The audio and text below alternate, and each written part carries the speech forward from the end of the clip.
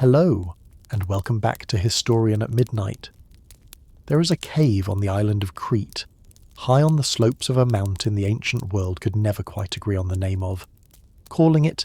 Ida in one telling and Dicta in another. And in that cave,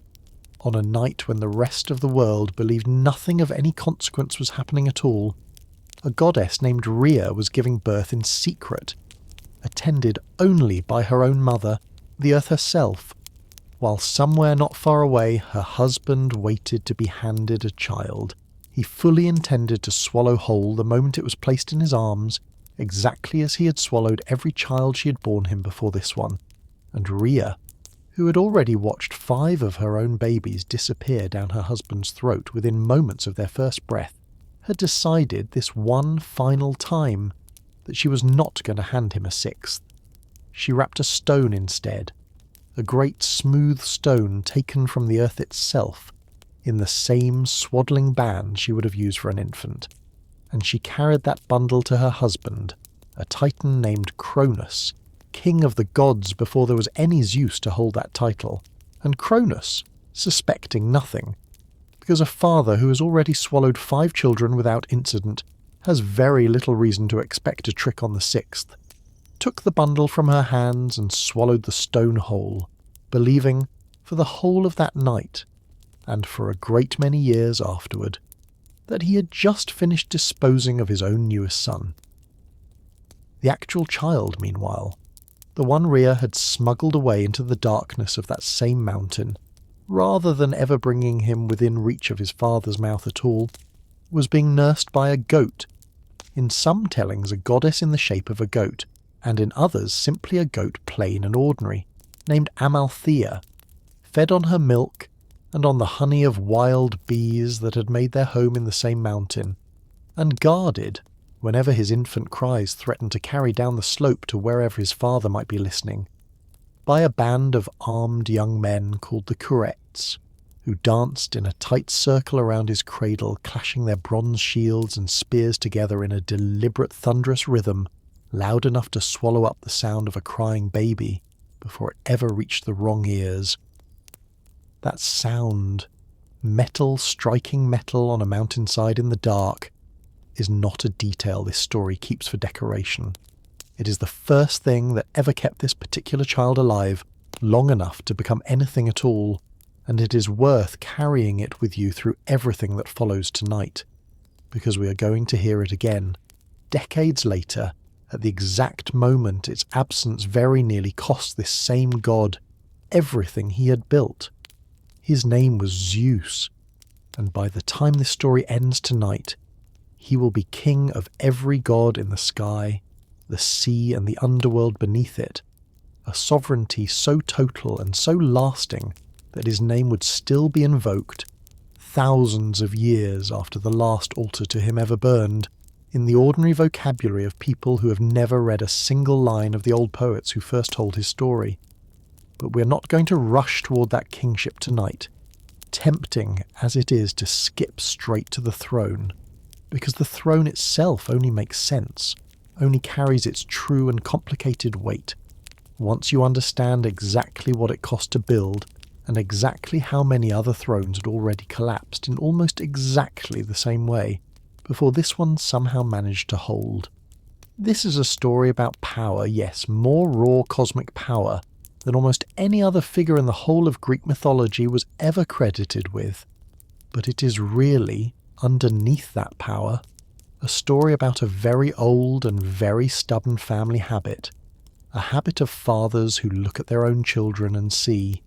instead of an heir, a threat to be buried, swallowed, or otherwise put where it can never grow strong enough to take what the father is currently holding, and about what it actually took for one particular son, the third in a row to inherit that same terrified instinct, to finally find a way of holding power that did not immediately begin rotting from the same fear that had doomed every king before him. We are going to take our time tonight, the way we always do in this room, letting the old quarrels and the old wars breathe rather than rushing past them toward the comfortable ending we already know is coming. Let us say the thesis plainly. here at the very beginning, so you know the shape of the whole long night ahead of you. Zeus did not become king of the gods simply because he was the strongest god who ever lived, though he was certainly that. He became king because he was the first of his own line to understand that a throne held only by fear, only by swallowing every rival before it can grow teeth of its own, is a throne that is already, quietly, beginning to fail the moment it is won, and because he built, instead, something his father and his father's father had never once bothered to build, allies who owed him a debt freely given rather than a fear freshly imposed, a family of former prisoners and former enemies bound to him by gratitude rather than terror alone. Keep that thought close through everything still to come, because it is the one thread that turns 3 generations of buried children and swallowed sons into a single story with a genuine, aching shape. Before we drift into the rest of this story, take a quiet moment to like this video and subscribe, but only if you genuinely enjoy what I do here. And if you feel like it, leave your location and your local time down in the comments. It helps other restless, sleepless people find their way to this little corner of the night, and there is something pleasant about knowing that somewhere far away, a stranger is settling under the same dark sky, listening to the same slow story. So get comfortable, let your shoulders sink into the bed, settle in for a long and unhurried night, and let yourself ease into the oldest and strangest story the Greek world ever told about power, about family, and about a habit of devouring the future that took 3 generations of gods and one very frightened mother with a stone wrapped in swaddling cloth to finally, imperfectly, break. Before there were gods, there was only gap, and out of the gap came everything else. To understand why a father would ever come to fear his own newborn son enough to swallow him whole, we have to go back farther than Zeus, farther even than his father and his father's father, all the way back to the very beginning of everything the Greeks believed had ever existed at all, a beginning the old poets described not as a garden or a paradise of any recognizable kind, but as something far stranger and far harder to picture, a yawning, formless gap they called chaos, out of which the first true beings of the cosmos simply arose, unbidden and unfathered, the way night follows day without anyone ever having decided it should. Out of that same gap came Gaia, the earth herself, broad and solid and eternal, and Tartarus, a pit of darkness sunk so far beneath the world that a falling anvil, the old poets tell us, would take 9 full days and 9 full nights merely to reach its floor from the surface above, and Eros, the force of desire and attraction that would go on, in ways this whole story is about to demonstrate at considerable length, to be responsible for nearly every catastrophe that follows. It is worth pausing on how strange this beginning actually is,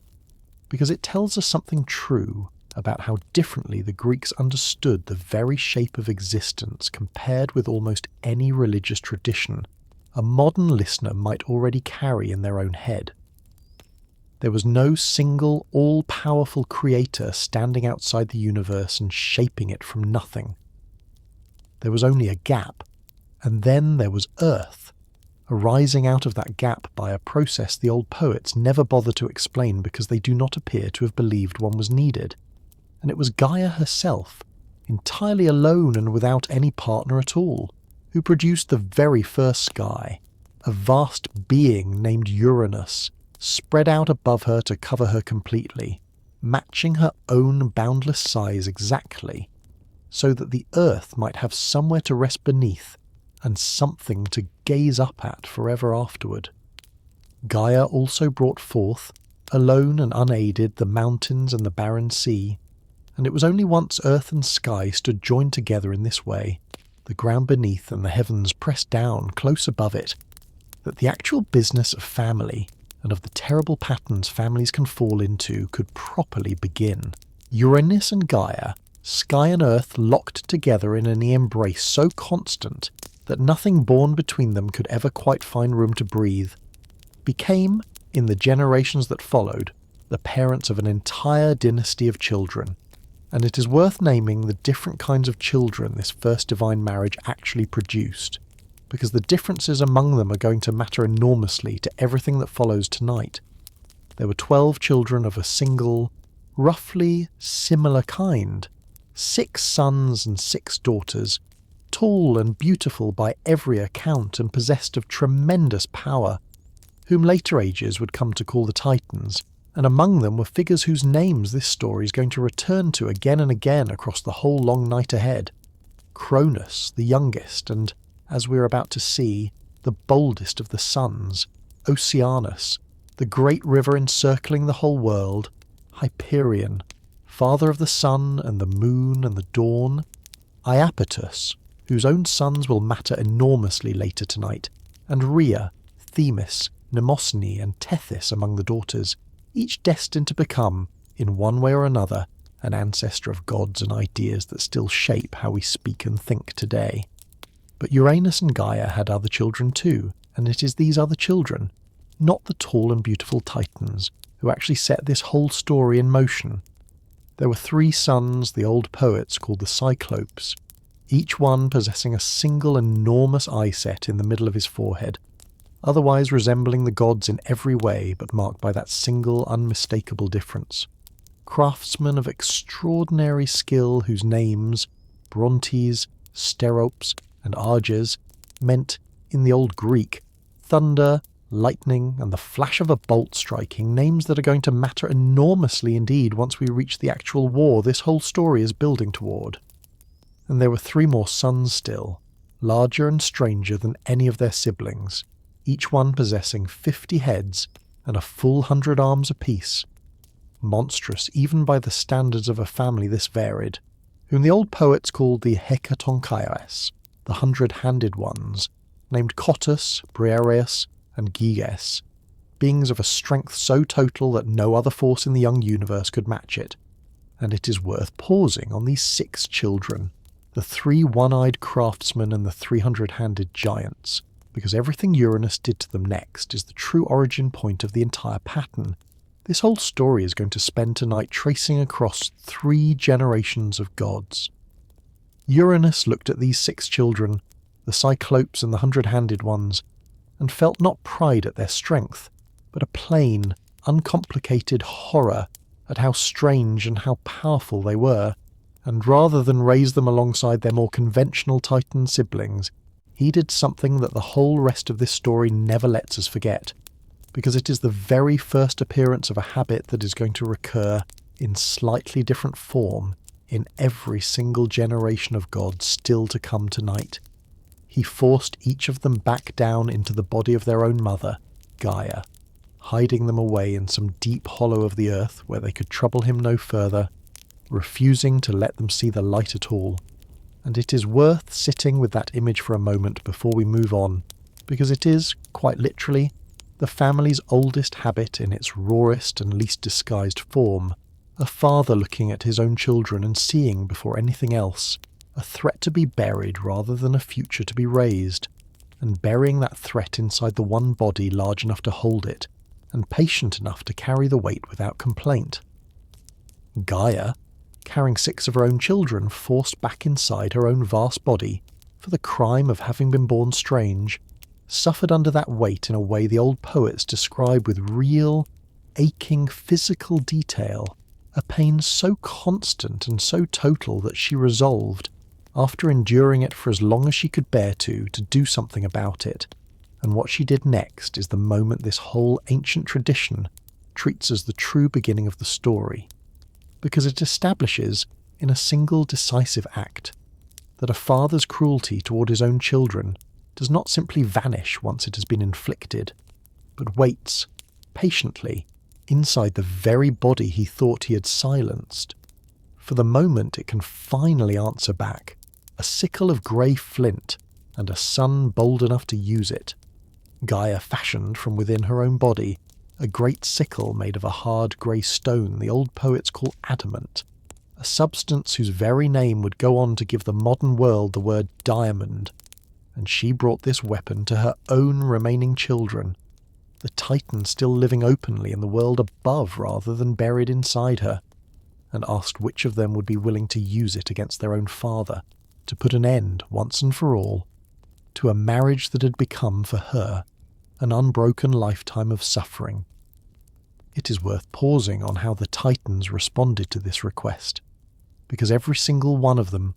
all 12 of these tall and beautiful children, listened to their mother's plea in total silence, and every single one of them, save exactly one, was too afraid of their own father's power to answer her at all. That one exception was Cronus, the youngest of the Titan's sons,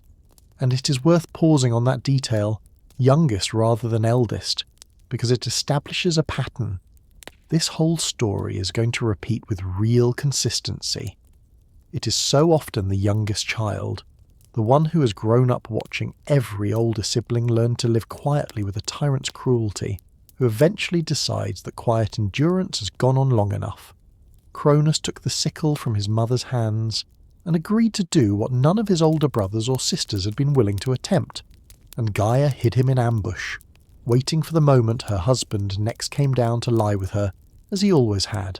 spread out over her in that same endless embrace that had produced every one of their children so far. When Uranus came down that night exactly as he always did, Cronus struck, reaching out from his place of hiding and cutting away his own father's manhood with a single stroke of the stone sickle his mother had made. And it is worth pausing on what happened next, because the old poets do not let this single violent act pass without consequence, describing, in vivid and rather extraordinary detail, exactly what became of what Cronus had cut away. He flung it out over the sea, and from the blood that fell from it onto the earth were born a whole new generation of beings, the Erinyes, the terrible avenging furies who would go on, in stories we may well tell in this room on some other night, to hunt down any mortal or god guilty of shedding the blood of their own kin, and the giants, a vast and monstrous race whose own violent return to this story is still many hours away tonight, but worth remembering now, at their very first appearance, because we're going to need them again before this long night ends. And from the sea foam that gathered around the severed flesh itself, as it drifted for a long while upon the waves before finally coming to rest near the island of Cyprus, there rose, fully formed and impossibly beautiful, the goddess Aphrodite, born not of any ordinary birth at all but out of violence and salt water, a detail worth pausing on because it means that love and beauty themselves, in the oldest Greek imagination, were born directly out of one of the most brutal acts of family violence this entire tradition ever recorded. It is worth pausing on this whole episode a little longer, because it does something this story is going to need us to understand clearly before anything else that follows can make its proper sense. Cronus's act was, by any honest measure, an act of liberation, freeing his mother from an unbearable and unending suffering that no one else in his own family had been brave enough to end, and every audience hearing this story for the first time is meant at this exact moment to feel something close to relief on Gaia's behalf, and yet it is also, in the very same instant, an act of violence against a father by his own son, achieved through ambush, and a weapon forged in secret rather than through any honest confrontation. And it is worth noticing here at the very start of this whole long night that this story never actually resolves that tension for us. It simply lets both truths sit side by side, exactly as heavy as each other, and asks us to carry them forward into everything still to come, because Cronus, in freeing his mother from one tyrant, was about to become a second tyrant of an almost identical kind, and the story wants us to have felt, honestly and without any easy comfort, both the justice of what he did and the violence of how he did it, before it shows us what he becomes. A golden king, and a curse he could not outrun. Uranus, defeated and driven from any further direct rule over the world, did not vanish from this story without one final word, and it is worth pausing on what that word actually was, because it is the seed from which every single event still ahead of us tonight is eventually going to grow. As he withdrew, wounded and humiliated by his own son's hand, he pronounced a curse over Cronus, warning him that he too would one day be overthrown by his own child, exactly as he himself had just been overthrown, a prophecy that some tellings credit to Uranus directly, and others credit instead to Gaia, speaking now on behalf of the Earth's own long, patient memory, but which every version of this story agrees was spoken, and which every version agrees Cronus heard and understood, and could never afterward entirely forget. Cronus, having seized his father's throne, ruled next over what later poets, writing centuries afterward in a work called Works and Days, remembered as a golden age for the mortal beings who lived through it. A race of humans, the old poets tell us, lived without sorrow or hard labour, without disease or the slow indignities of old age, feasting on food the earth provided freely without any need for ploughing or planting, and dying at last not in fear or pain, but as though simply overtaken by a gentle sleep. And it is worth letting yourself actually picture that world for a moment before we leave it behind. Orchards that needed no pruning hand to bear their own sweet fruit, rivers running with milk in some of the more generous later retellings, whole villages that never once heard the sound of a locked door or a raised voice, because there was nothing yet worth stealing and no hunger sharp enough to make a neighbour into a threat. An entire generation of human beings who lived and grew old and lay down to rest within a peace. This story is never again going to offer any of its later mortal generations in quite the same unbroken measure. It is worth pausing on that detail. A genuinely golden age for humanity presided over by the very same king who is about to become, in the story we are actually telling tonight, one of the most frightened and cruel fathers the whole of Greek mythology ever produced, because it means that Cronus's reign contained, within it,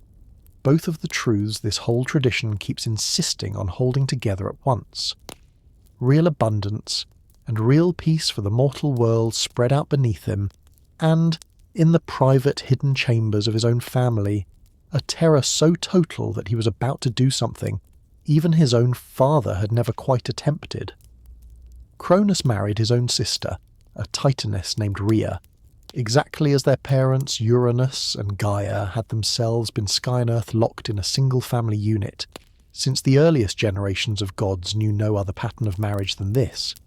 And Rhea, in the years that followed, began to bear him children, one after another, each one a god or goddess who would go on in later ages to become central to nearly every act of worship the Greek world ever practiced. But Cronus, remembering his own father's curse with a clarity that only grew sharper with each passing year, decided that he was not going to wait patiently for that curse to come true. He decided instead to do to his own children exactly what his own father had once done to the Cyclopes and the 100-handed ones, force them out of sight before they could ever grow strong enough to threaten him, except that Cronus, having no vast earth mother of his own body to hide his children inside the way Uranus once had, chose an even more total and more horrifying method of putting them where they could never trouble him. A cradle for 6 children, and a father who chose to swallow everyone. As each child was born to Rhea, Cronus took the infant from her arms and swallowed it whole, and it is worth pausing on the sheer deliberate horror of this image, because the old poets do not soften it in the telling. First came Hestia, goddess of the hearth, and of the home's own quiet warmth, swallowed the moment she was born. Then came Demeter, goddess of the grain, and of every harvest the mortal world would ever depend on, swallowed exactly as her sister had been. Then Hera, who would one day become queen of the very gods her father was currently devouring, swallowed in her turn. Then Hades, who would one day rule an entire underworld of the dead, swallowed before he had ever drawn a second breath. Then Poseidon, who would one day command the whole of the sea, swallowed just as completely as each of his siblings before him. It is worth pausing on Rhea's own experience of this, because the old poets, even in a tradition that does not always trouble itself with a mother's own interior grief, cannot help but linger, at least a little, on what it must have been like for her, bearing child after child inside her own body for 9 long months, only to watch each one disappear down her own husband's throat. within moments of its first cry, a grief repeated 5 separate times in a row with no apparent end in sight. And it is worth remembering here at this early point in the story that this grief belonged to Rhea alone, in a way the wider tradition rarely gives its goddesses the space to fully express, because there is no ritual of mourning available to a mother whose children have not died in any ordinary sense at all, but are instead still living, however unreachably, inside the body of the very man responsible for taking them from her. Rhea, pregnant with a 6th child and unable to bear watching the same horror repeat itself one more time, went at last to her own parents, Gaia and Uranus, the very sky her husband had once overthrown, and begged them for some way of saving this final child, and through him, of eventually setting right the whole terrible arithmetic of everything Cronus had already swallowed. It is worth pausing on the strangeness of that appeal, a wounded father and a wearied mother, the very sky and earth that Cronus's own violence had first separated,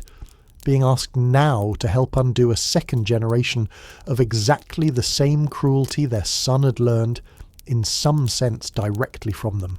And it is worth noting, too, that they agreed, sending Rhea away to the island of Crete to give birth to this final child, in a secrecy so total that Cronus would never once suspect what she had actually done, and giving her, in place of the infant she would need to hand over, the stone wrapped in swaddling clothes that we heard about at the very start of tonight's story, the substitute that Cronus swallowed in total, unsuspecting confidence that he had once again disposed of his own newest son. That son, hidden away in the cave on Crete with the goat Amalthea and the clashing shields of the Corees standing between him and his father's hunger, grew, across the years that followed, in complete secrecy. And it is worth pausing on what that childhood must actually have been like, because it stands in such total contrast to everything his 5 older siblings had already experienced. While Hestia and Demeter and Hera and Hades and Poseidon existed, unconscious and unaging, inside the darkness of their own father's body, their youngest brother was growing up in the open air of an actual mountainside, drinking actual milk and actual honey, hearing actual bird song and actual weather, becoming, across years, his siblings would never experience passing at all, into a young god of real and growing strength, the only one of Cronus's 6 children who was ever permitted an actual childhood. And it is worth sitting with that asymmetry for a moment,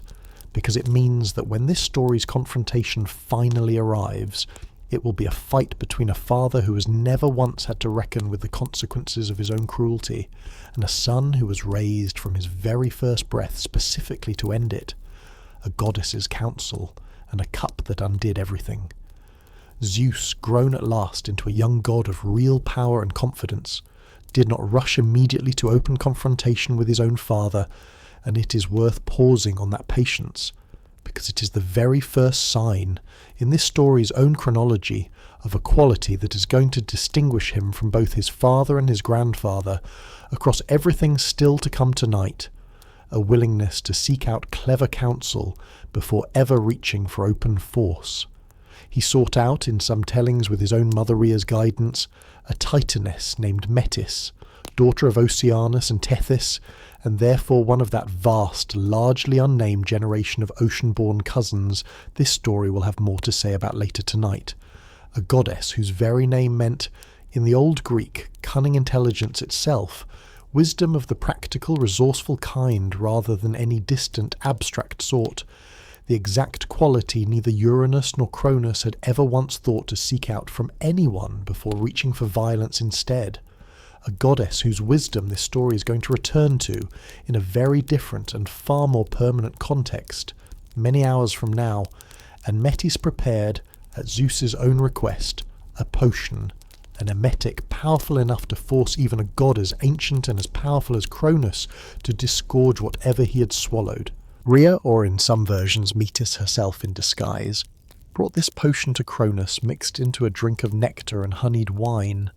and Cronus, suspecting nothing from a wife he had already deceived so completely for so many years, drank it down without hesitation.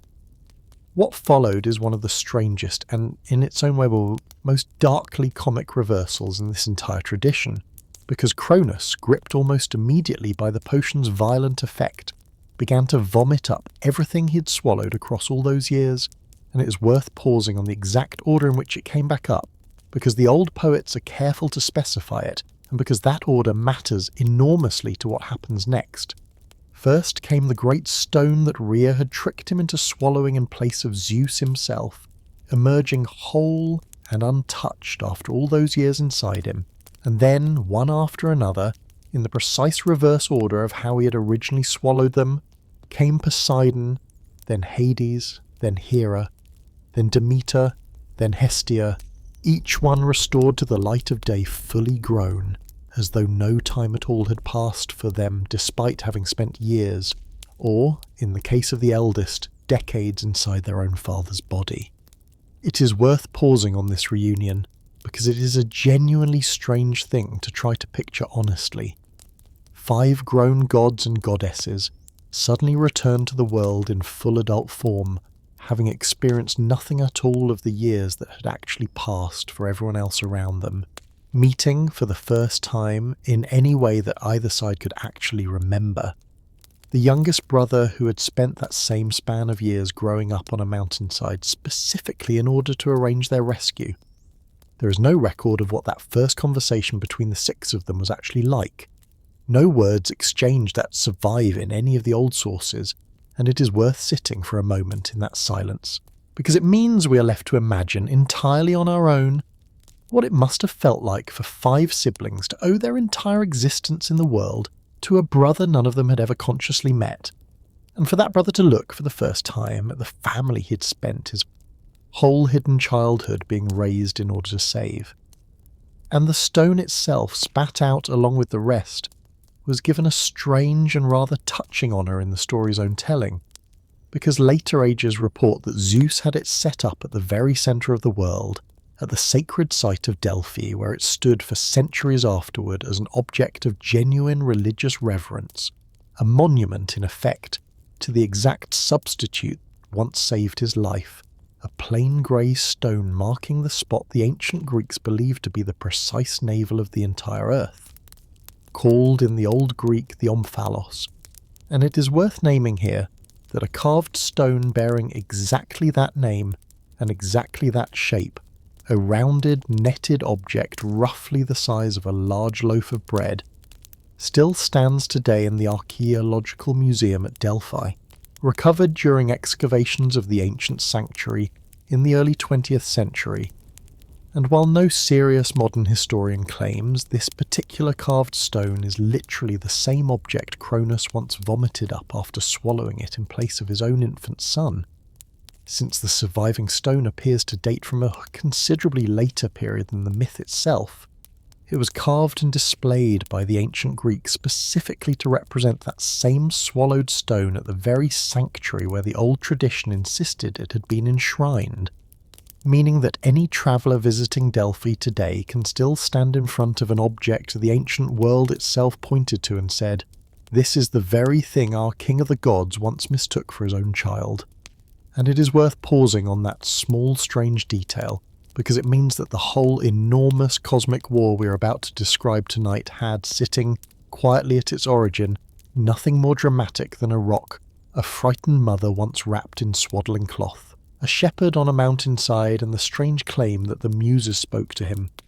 It is worth pausing before we go any further into this war on where this whole story we have been following tonight actually comes from, because it did not arrive to us carved on some ancient monument with an obvious date attached, and it is worth being honest about the strange, human, and rather ordinary route by which it eventually reached us at all. Almost everything we have described so far tonight, the castration of Uranus, the swallowing of Cronus's children, the stone wrapped in swaddling cloth, comes down to us primarily from a single long poem called the Theogony,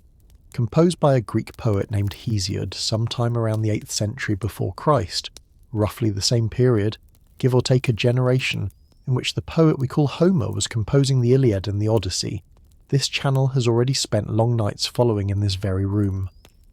And Hesiod, unlike Homer, tells us something about himself directly in his own poetry, describing himself not as a court poet or a priest of any established temple, but as an ordinary shepherd,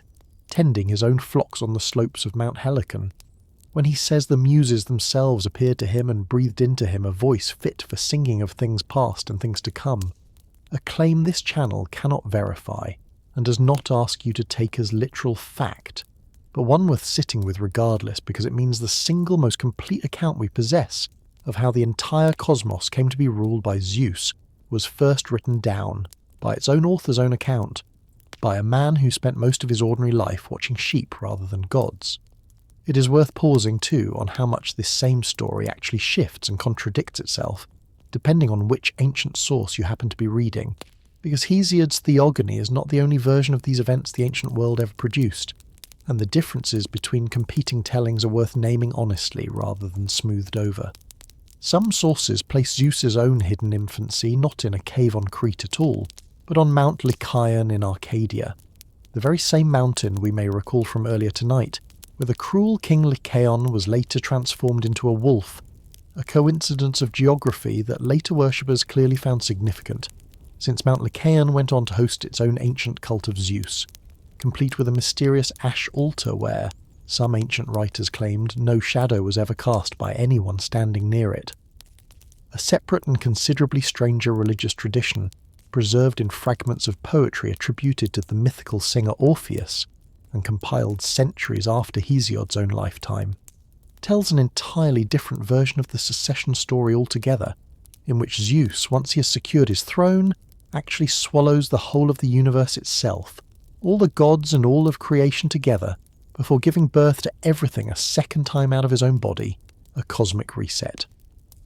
This channel mentions not because it changes anything we have already described tonight, but because it shows us how far a single culture's imagination could stretch the same basic material once enough centuries and enough competing religious communities had gotten their own hands on it. It is worth naming too one further source this whole tradition eventually produced, considerably later than either Hesiod or the Orphic poets, because it is the source that most systematically tried to gather every competing version of these stories into one single tidy reference,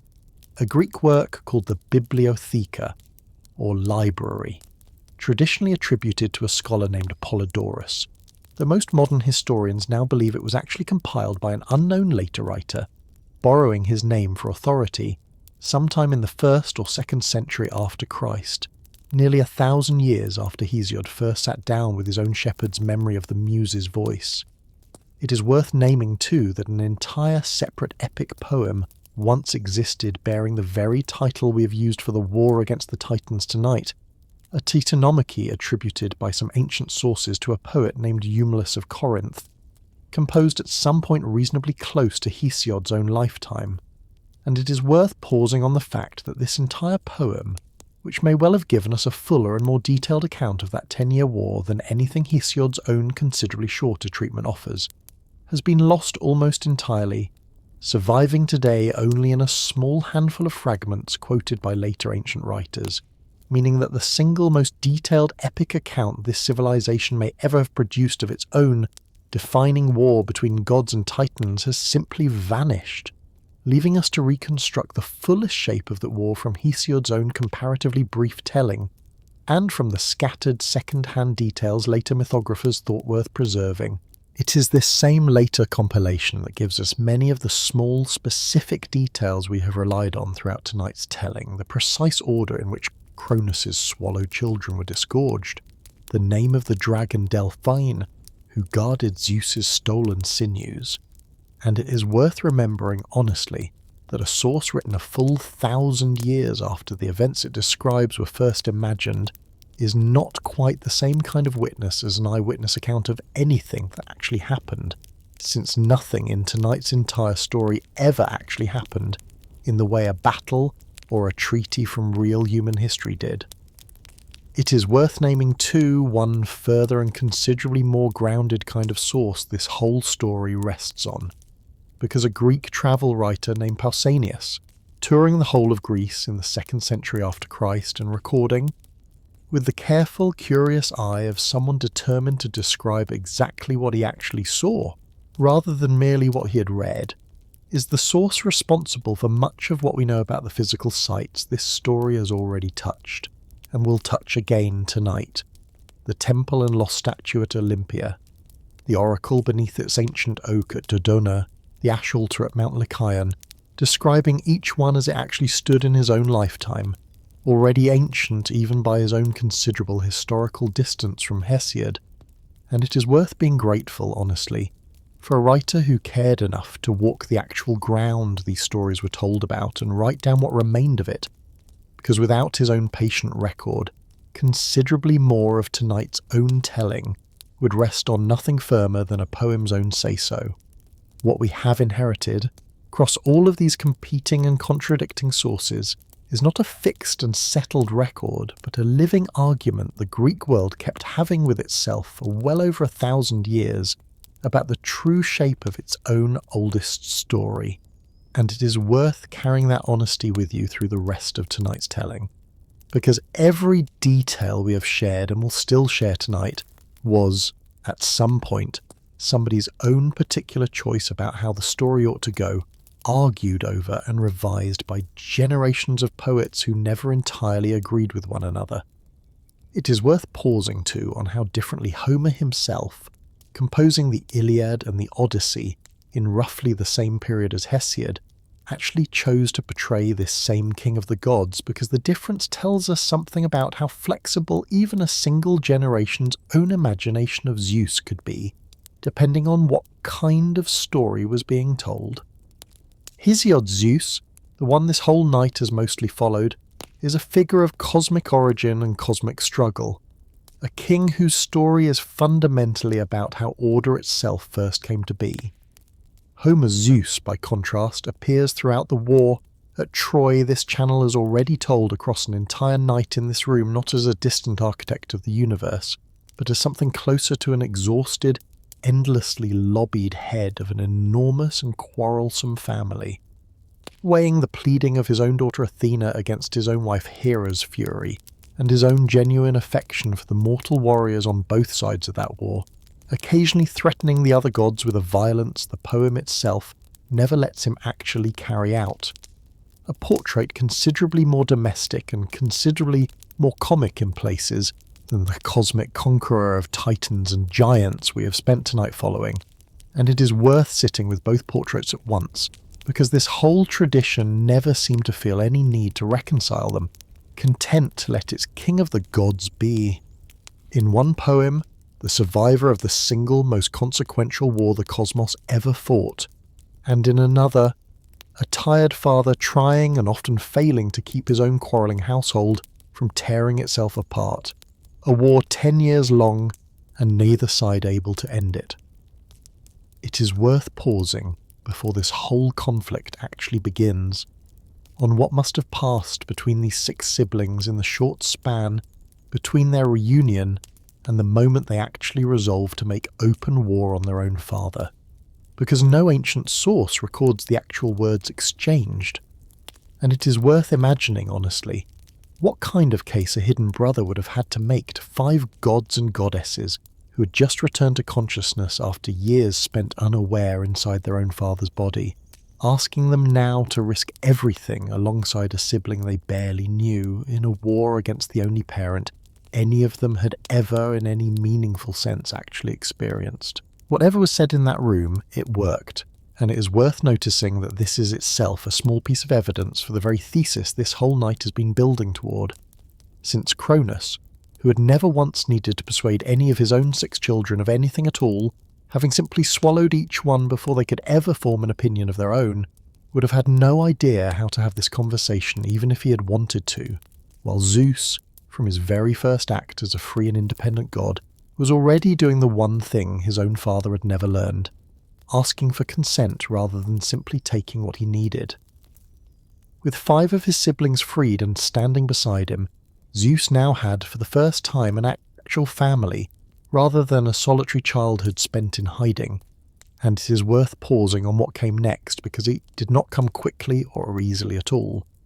Zeus and his freed brothers and sisters declared open war against Cronus and the ruling generation of titans who stood behind him, a conflict later ages would come to call the Titanomachy the War of the Titans, and it is worth naming clearly, here at the start of this whole long conflict, exactly who stood on which side of it, because the division was not nearly as simple as merely gods against titans, and the exceptions to that simple division are going to matter considerably later tonight. Most of the titans, the 12 tall and beautiful children of Uranus and Gaia who had once stood silently by while only Cronus was brave enough to answer their mother's plea for help, sided now with Cronus in his own turn, taking their positions on a mountain called Othrys in the region of Thessaly, a real and modest peak that still stands today only a short distance from Olympus itself across the same Thessalian plain, close enough that a traveller in the region can still, on a clear day, see both summits at once, the old order and the new one that replaced it memorated by nothing more than an afternoon's walk across ordinary, unremarkable farmland, while Zeus and his siblings established their own opposing stronghold on Mount Olympus itself, the same mountain that would go on, for the rest of this entire tradition, to be synonymous with the gods who are about to win this war.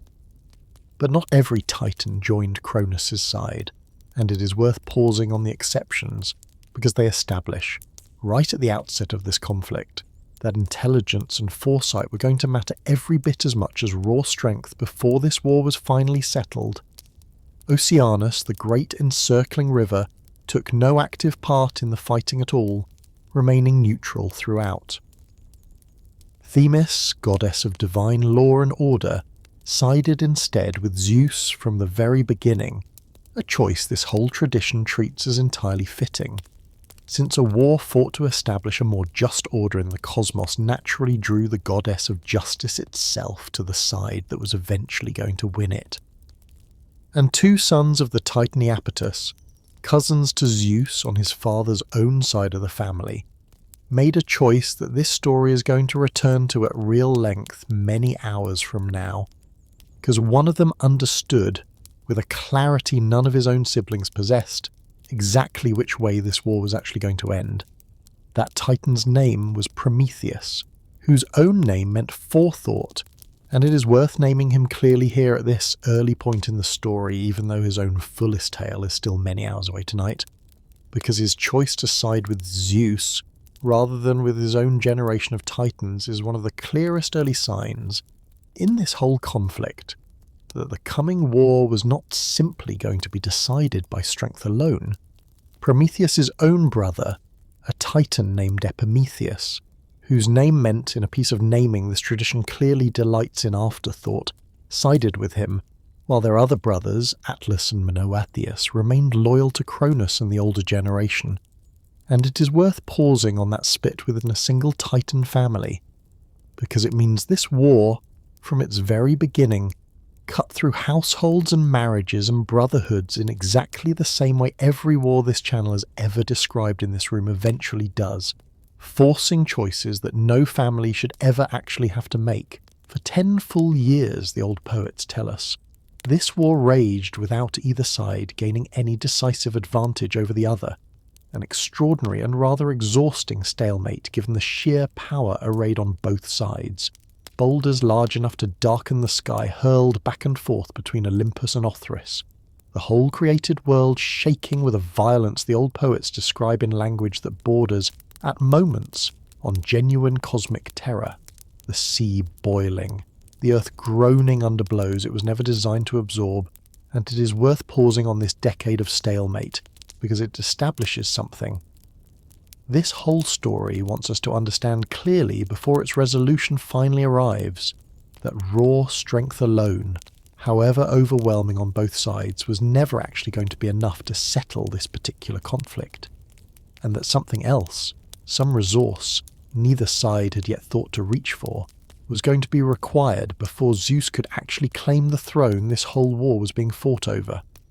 Prisoners in the deepest dark, and a debt about to be repaid. It was Gaia, the Earth herself, who finally broke this decade of stalemate, coming to Zeus with counsel that would change the entire shape of the war, and it is worth pausing on the fact that it was Gaia specifically who offered this counsel, because she is the same figure, the same patient, long-suffering mother who had once handed her own son Cronus the sickle that began this whole cycle of violence in the first place, and who now, watching a second generation of her own children, locked in exactly the same kind of struggle, chose to intervene again, this time on behalf of the grandson who was fighting to end a pattern she herself had once helped set into motion.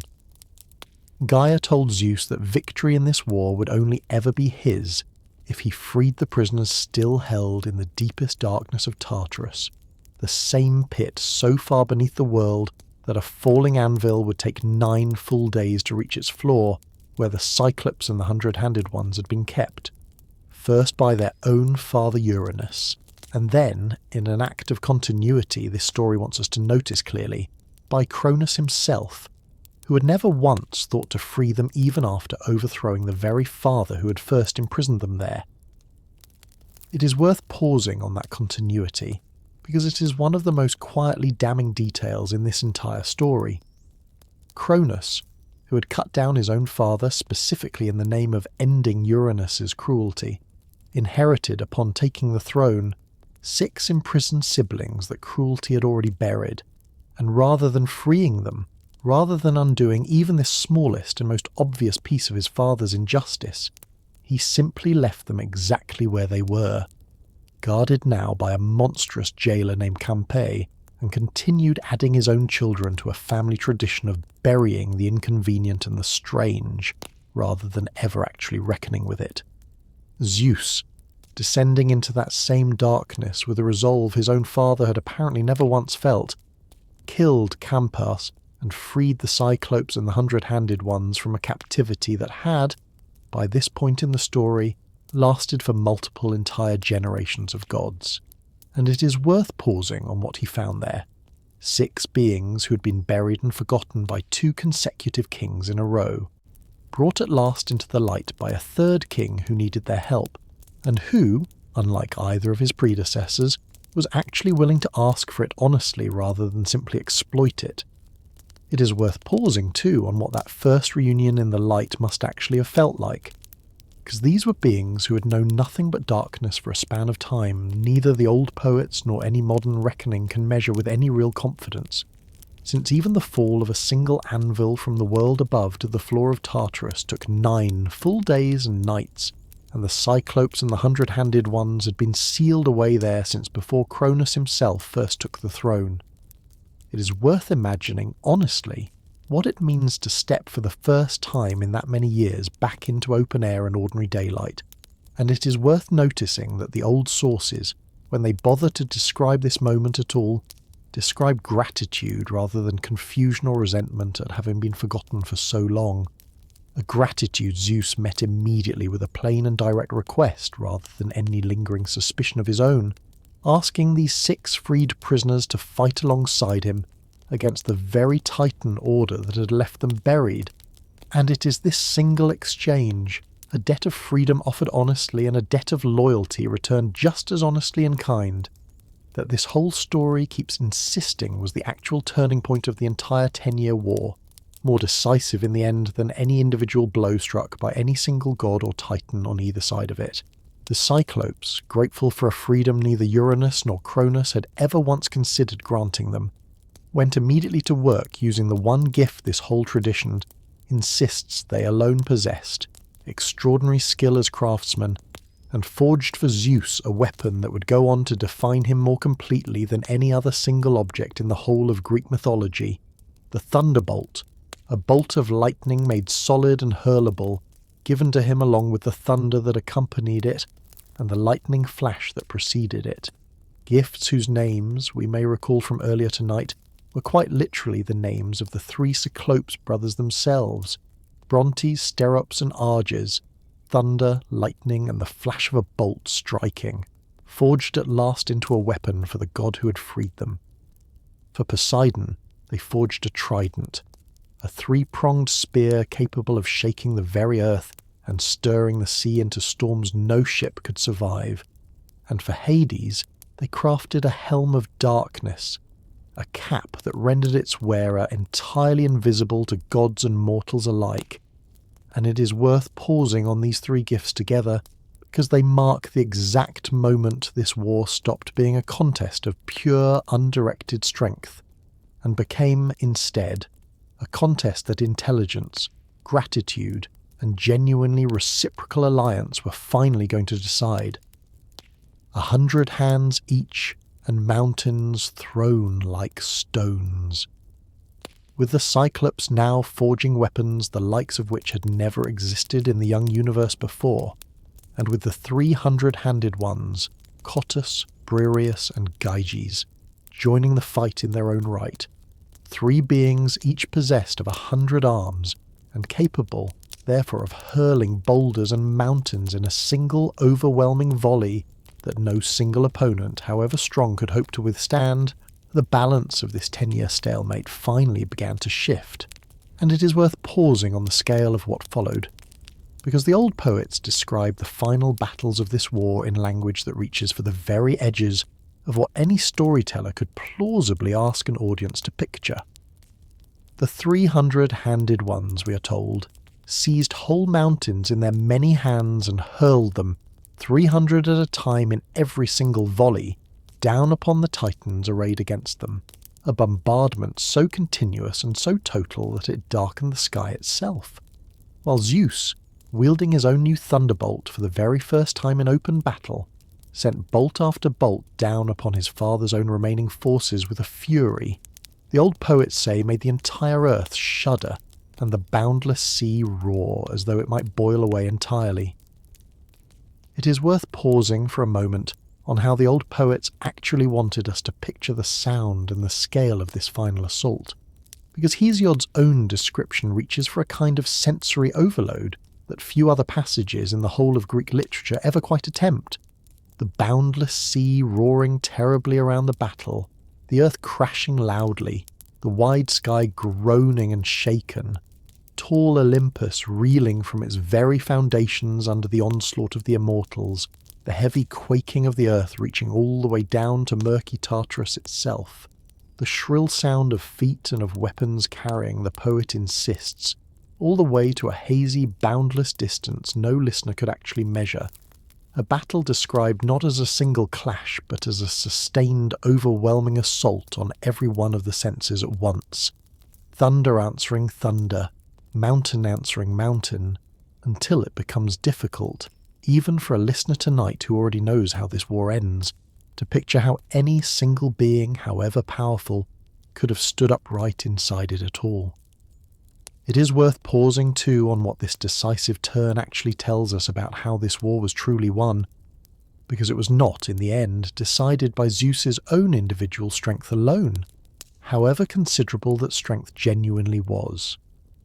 It was decided by an alliance, freely given rather than compelled,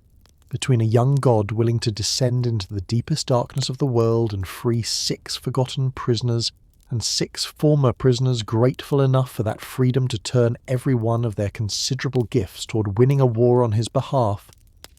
A partnership neither Uranus nor Cronus had ever once thought to attempt with the same 6 beings, because neither of them had ever seen those 6 beings as anything other than a threat to be buried, rather than a strength waiting, patiently, in the dark, to be asked for help. The war ended, at last, in total victory for Zeus and his allies, the whole of the old Titan generation, save for the handful who had chosen wisely at the very start of the conflict, defeated and cast down into that same pit of Tartarus their own father Uranus had once used to imprison the Cyclopes and the 100-handed ones. A fitting and rather symmetrical justice this story clearly wants us to notice. The very prison built for one generation of the family's discarded children becoming, in its turn, the prison for the generation that had once done the discarding. And it was the same 100-handed ones who had just helped win this war, Cottus, Briareus, and Gyges, who were given the task of standing eternal guard over that same pit afterward, a responsibility this story presents as an honour rather than a punishment. The former prisoners entrusted at last with keeping watch over the very darkness that had once held them, a small but pointed reversal worth carrying forward into everything still ahead of us tonight. It is worth pausing briefly on how the old poets actually describe that prison itself, because it is worth picturing clearly before we move any further into this story. Hesiod tells us that Tartarus was ringed by a wall of solid bronze, with a night of triple darkness poured around its neck on every side,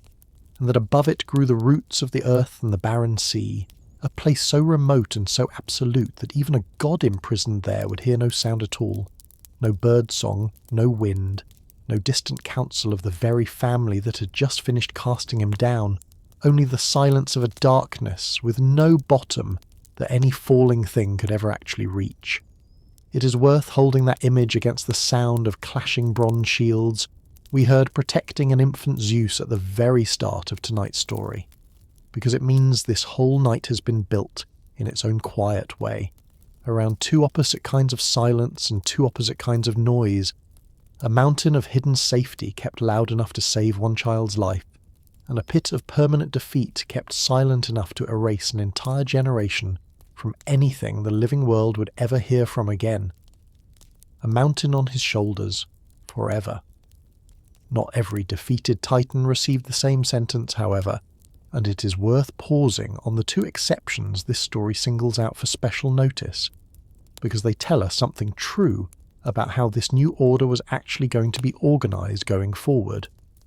Menoetius, one of the sons of Iapetus who had fought against Zeus, was struck down by a thunderbolt and sent to Erebus, the darkness at the edge of the underworld, a fate the old poets attribute directly to his own reckless arrogance in battle, a specific individual punishment for a specific individual failing rather than a blanket sentence applied to every defeated Titan equally.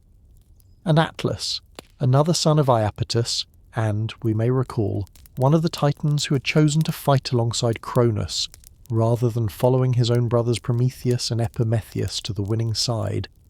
received a punishment unlike any other handed down in this entire war, condemned not to imprisonment in Tartarus alongside most of his fellow Titans, but to an eternal solitary labour at the very edge of the known world, holding up the sky itself on his own shoulders so that it would never again collapse down upon the earth beneath it. A task the old poets describe as unending and unbearably heavy, undertaken alone, at the western edge of everything, far from any other god or Titan who might offer him even a moment's relief. It is worth pausing on this particular sentence because it is going to return, generations from now, in a story we have already told in full in this room, when a hero named Heracles arrives at that same western edge of the world, seeking golden apples that only Atlas himself can safely pluck, and tricks the exhausted Titan, however briefly, into believing his own burden might finally be set down, only to take up that same weight himself for a few short moments before handing it firmly back. A small echo worth holding on to now,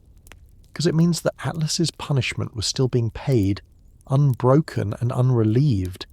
Generations after the war that first imposed it had been forgotten by nearly everyone except the one Titan still carrying its entire weight on his own shoulders. A father's fate, told two different ways. It is worth pausing, before we move on to how the three victorious brothers divided their new kingdom, on what actually became of Cronus himself once the war was finally lost, because this whole tradition, true to its own habit of never quite settling on a single tidy answer, gives us two genuinely different endings for him, and it is worth naming both rather than choosing the more comfortable one, and pretending the other does not exist. The version most listeners carry away from this story without ever examining it closely holds that Cronus was cast down into Tartarus, along with the rest of the defeated Titan generation,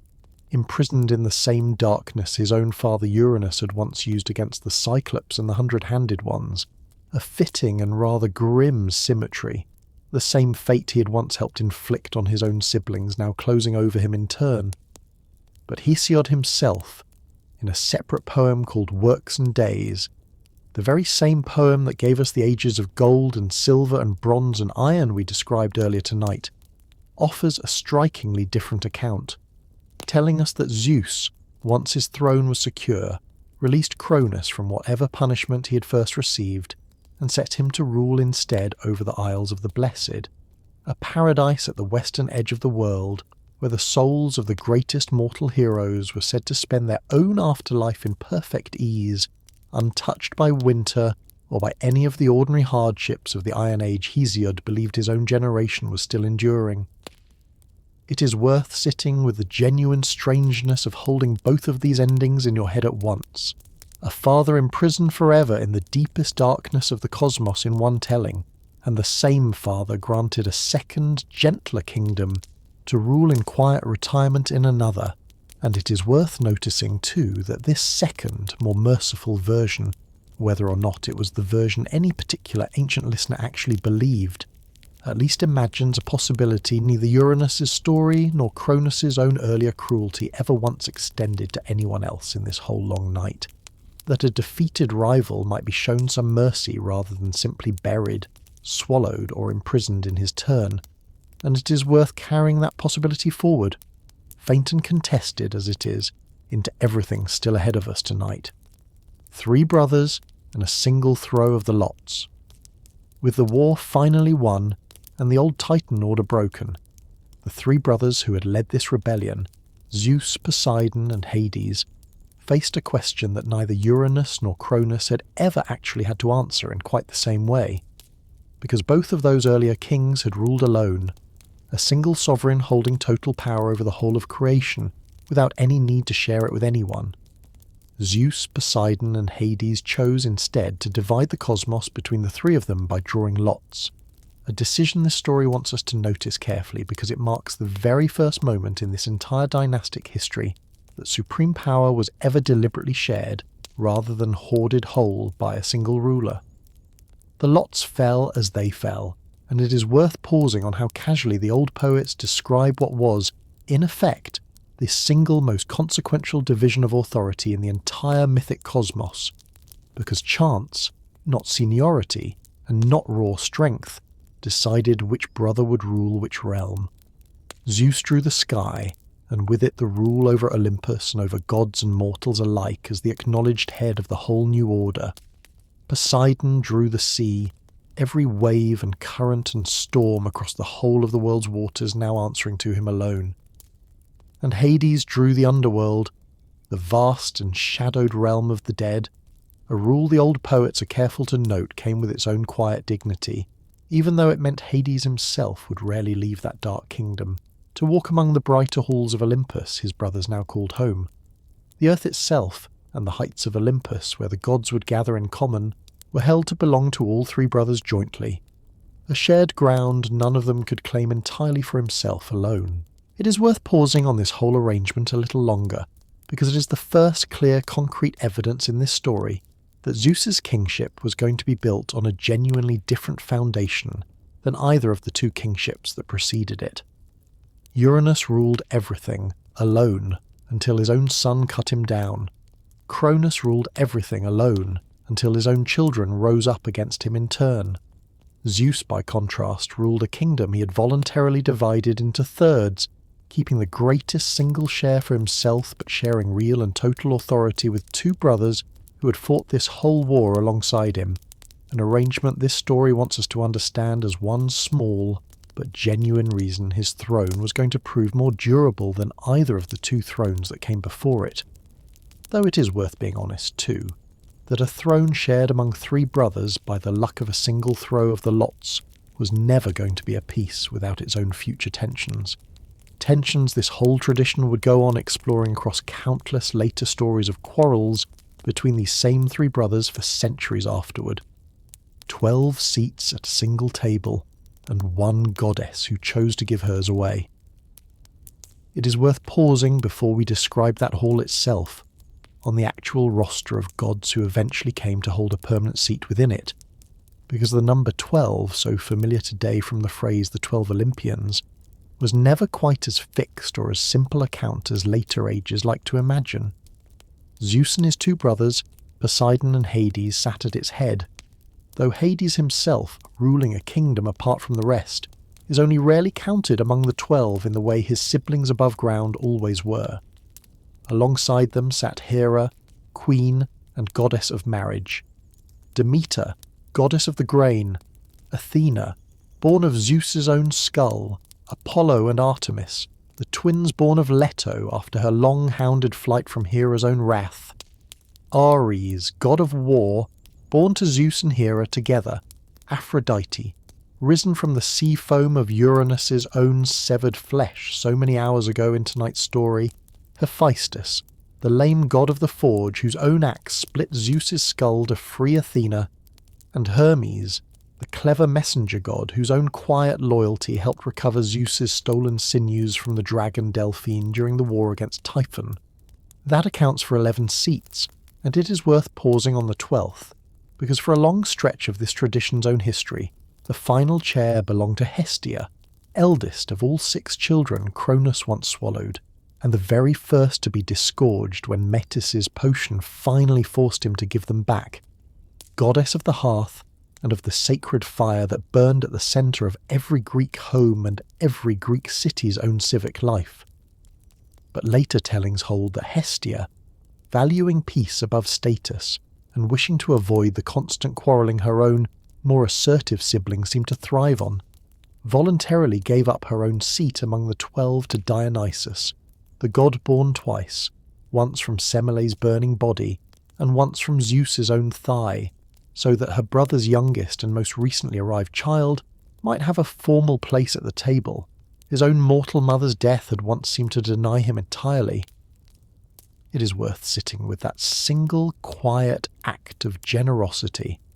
because it stands in real and pointed contrast to nearly everything else this whole long night has shown us about power and about who gets to hold a seat at any given table. A goddess who had every right to keep her own place, choosing instead to make room, without any war or any swallowing or any trickery at all, simply because she judged it the better use of what she'd been given. A palace built above the clouds, and a hall where every voice could speak. It is worth pausing, before the next crisis arrives, on the actual shape of the home Zeus and his siblings built for themselves once the war against the Titans was finally won, because it tells us something about this new order that a bare list of names and titles cannot quite capture on its own. The old poets describe Olympus not simply as a tall mountain in the region of Thessaly,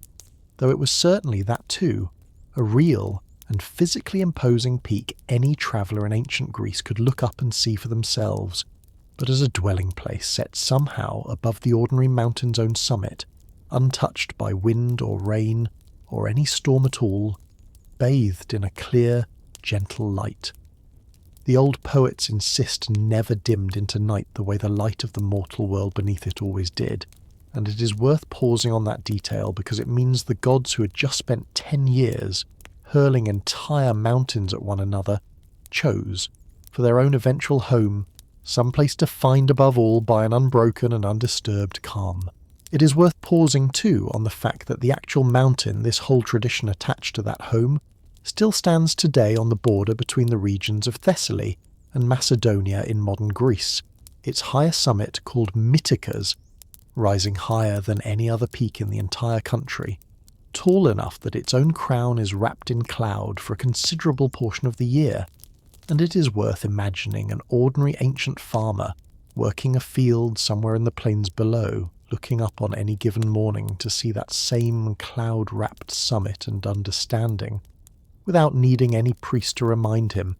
exactly whose home was said to sit above it, a mountain modern climbers now summit as an ordinary if demanding hike, but one still marked on the map sold to those same climbers today with the name Mythicus, meaning nose or peak, sitting directly above a lower shoulder of the mountain still called, on those same modern maps, Stephanie, the crown, as though the whole physical landscape itself never quite stopped agreeing with the old story that something worth calling a throne once sat at its summit. Hephaestus, the god of the forge whose own axe would later split Zeus's skull to free Athena into the world, built for the gods a great hall of shining bronze, and it was there, in that same hall, that the whole assembly of Olympian gods was said to gather for council, seated on their own individual thrones arranged in most tellings around Zeus's own seat at the centre, and it is worth pausing on the word council itself, because it marks another quiet but genuine break from everything Uranus and Cronus had ever practiced in their own reigns. Neither of those two earlier kings is ever described gathering an assembly of equals to discuss or debate any decision at all, ruling instead as solitary and unquestioned sovereigns whose word alone decided every matter, however small.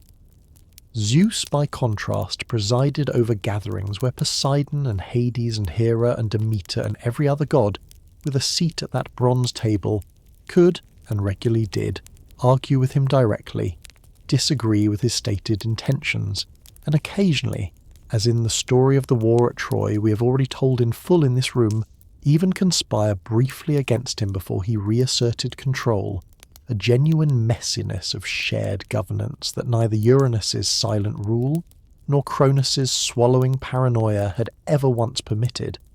It was Themis, the very Titaness who had sided with Zeus from the earliest days of the war against Cronus specifically, because she embodied divine law and right order, who is credited in several tellings with actually presiding over these assemblies, summoning the gods to their seats and calling each council to order.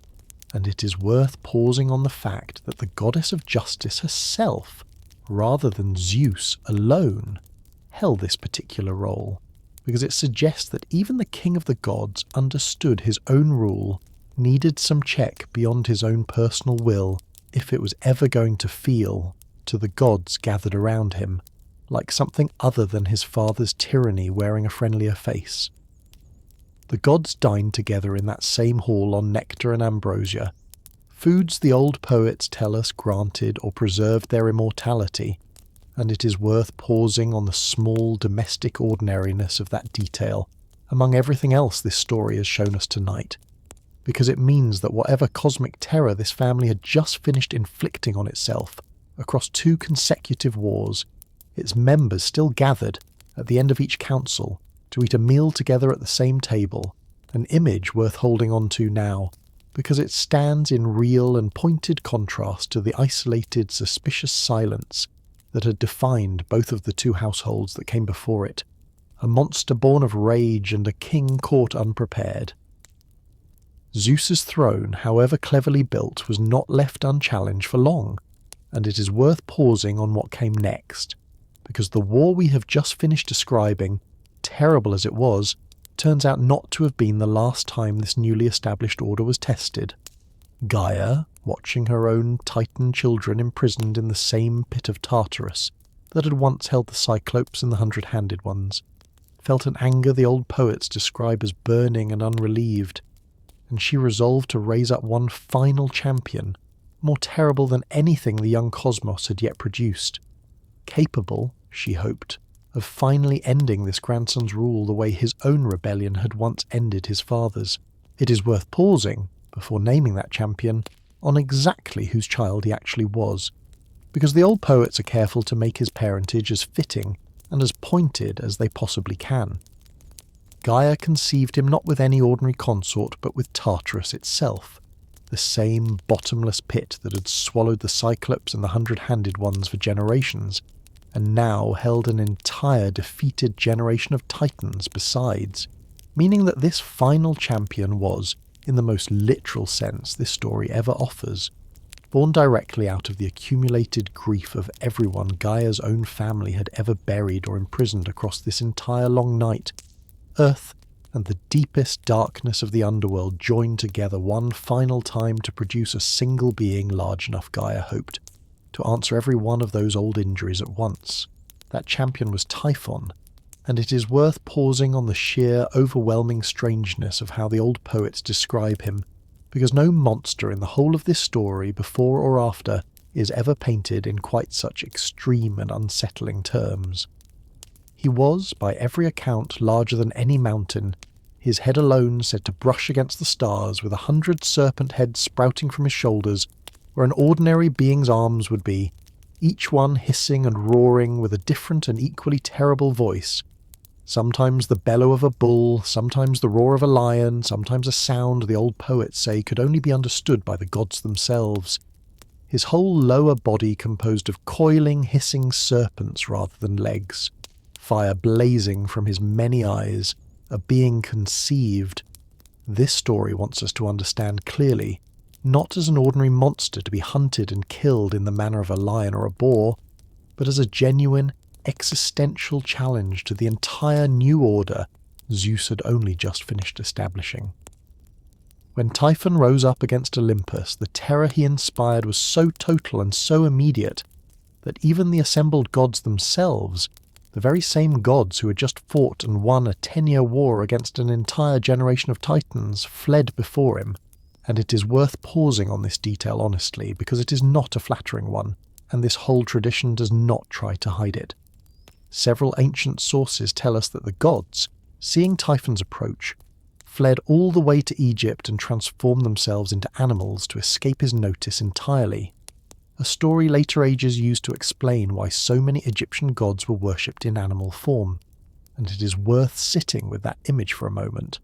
The newly triumphant rulers of the entire cosmos, so recently victorious over an entire generation of titans, reduced to hiding as beasts before a single monster their own grandmother had raised specifically to destroy them, a wound that nearly ended everything. Zeus alone, in most versions of this story, stood his ground, and what followed is one of the most genuinely harrowing battles in this entire tradition, because it is, unlike almost every other confrontation we have described tonight, a fight Zeus very nearly lost outright. He met Typhon first with his own thunderbolt,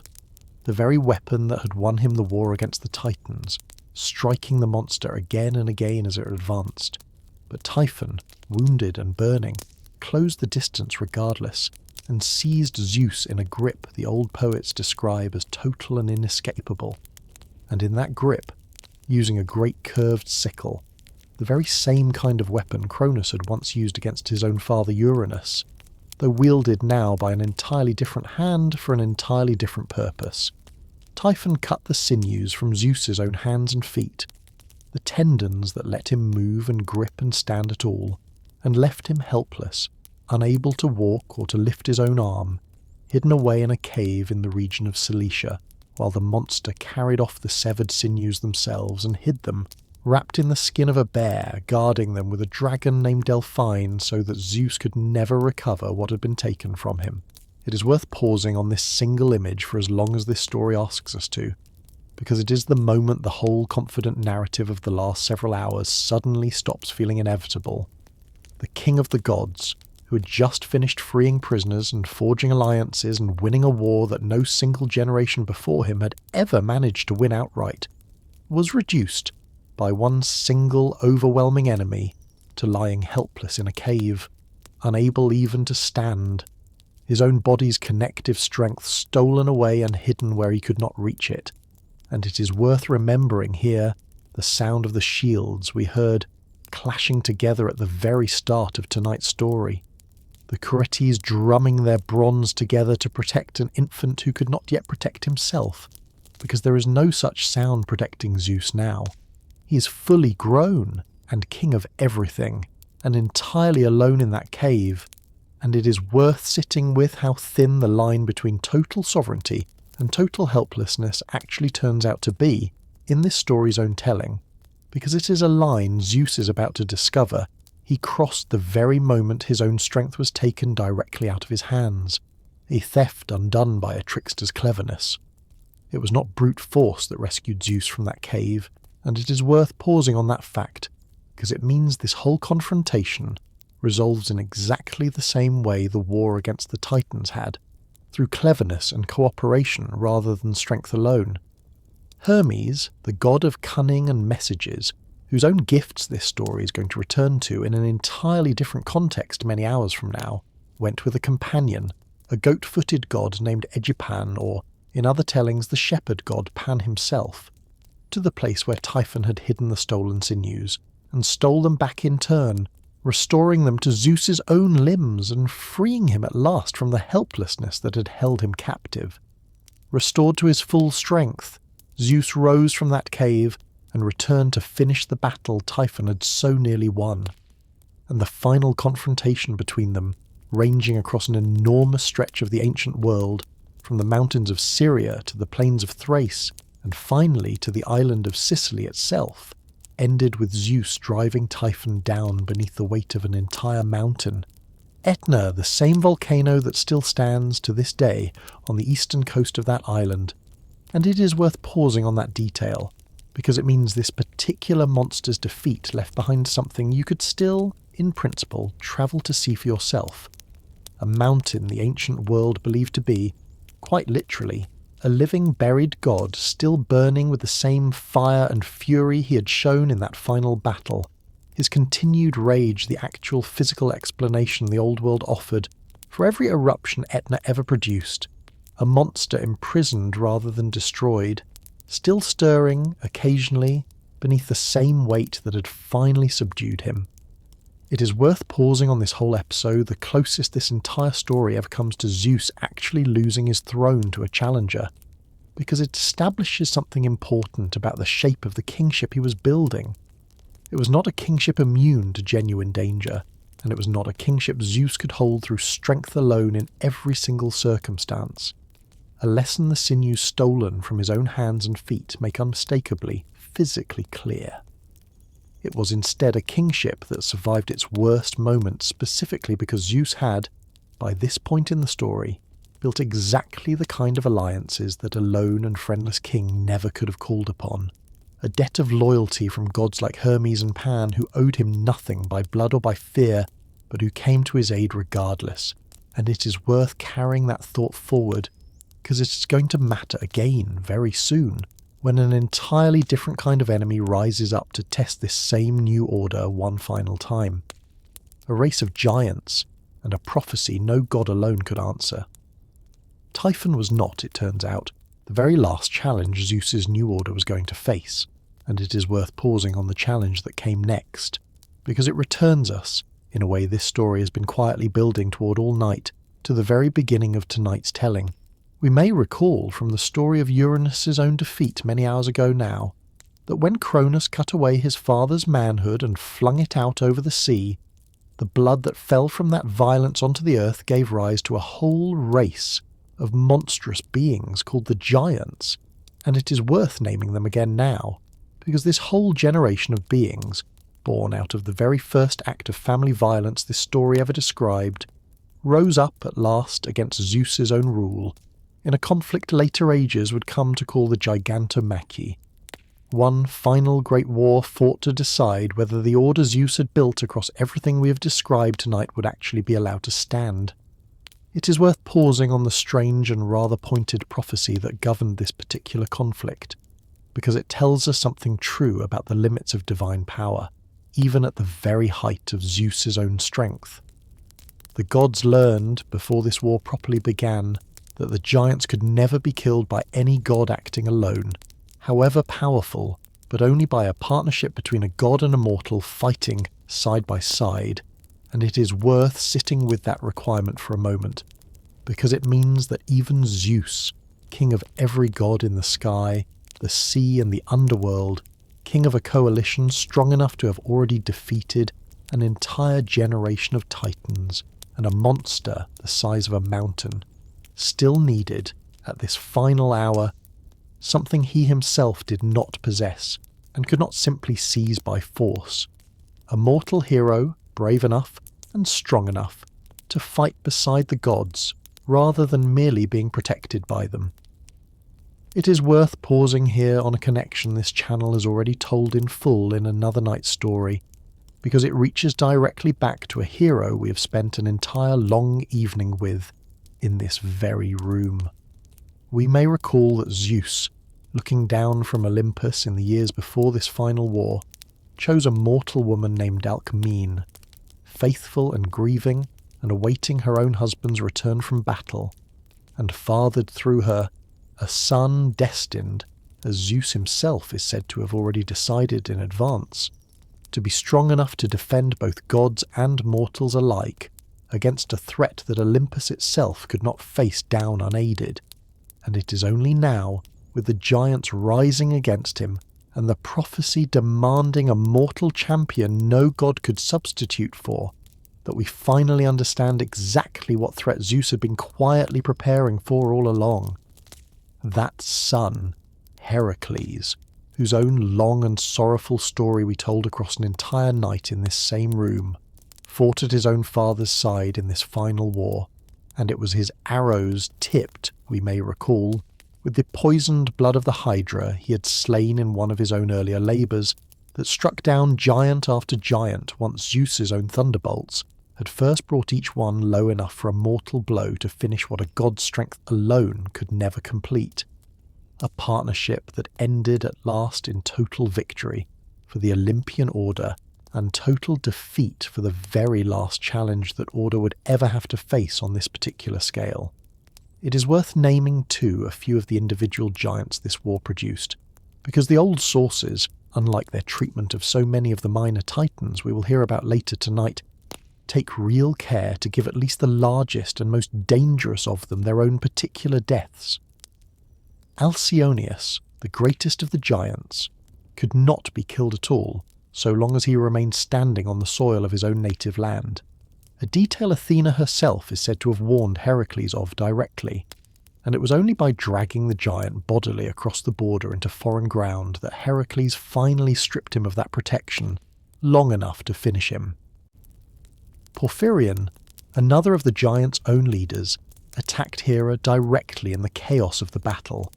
tearing at her robes with an intent the old sources describe with real horror, and it was Zeus's own thunderbolt, striking the giant down in a fury provoked by that particular assault on his wife, combined with one of Heracles' own arrows finishing what the bolt had started. That ended him, a small detail worth noticing, because it is one of the very few moments in this entire tradition where Zeus's own anger on Hera's behalf reads as entirely, uncomplicatedly protective rather than tangled up in guilt over some infidelity of his own. It is worth pausing on what this whole episode tells us about the shape of the kingship Zeus had actually built,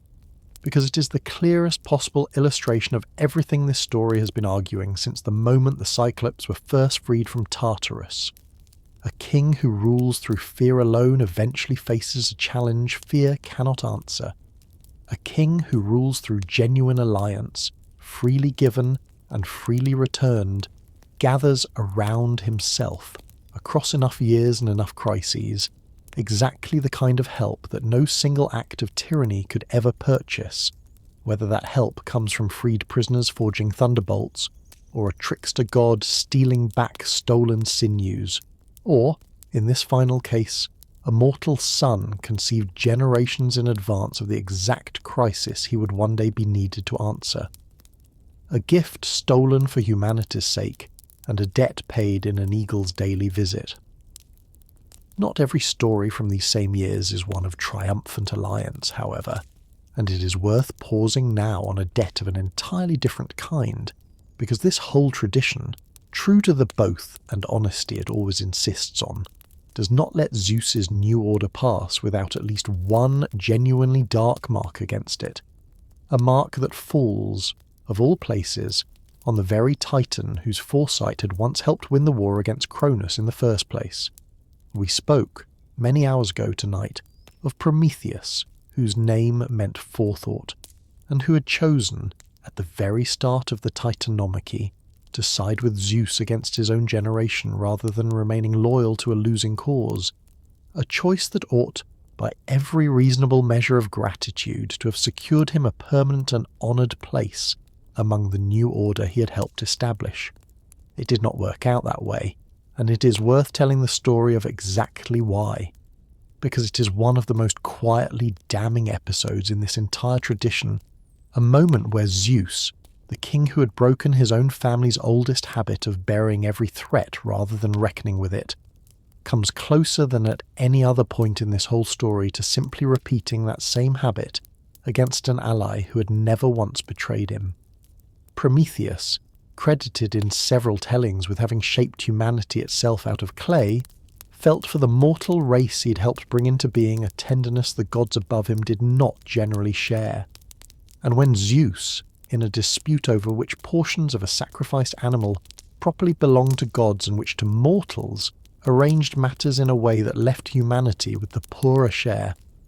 Prometheus tricked him, wrapping the good meat inside an unappetizing stomach and the bones inside a layer of tempting fat, so that Zeus, choosing what looked like the better portion, was left instead, from that day forward, with only bones and fat as the gods' due share of every sacrifice mortals would ever offer. Zeus, discovering the trick, responded first by withholding fire from humanity entirely, a punishment aimed less at Prometheus himself than at the mortal race he had shown such tenderness toward,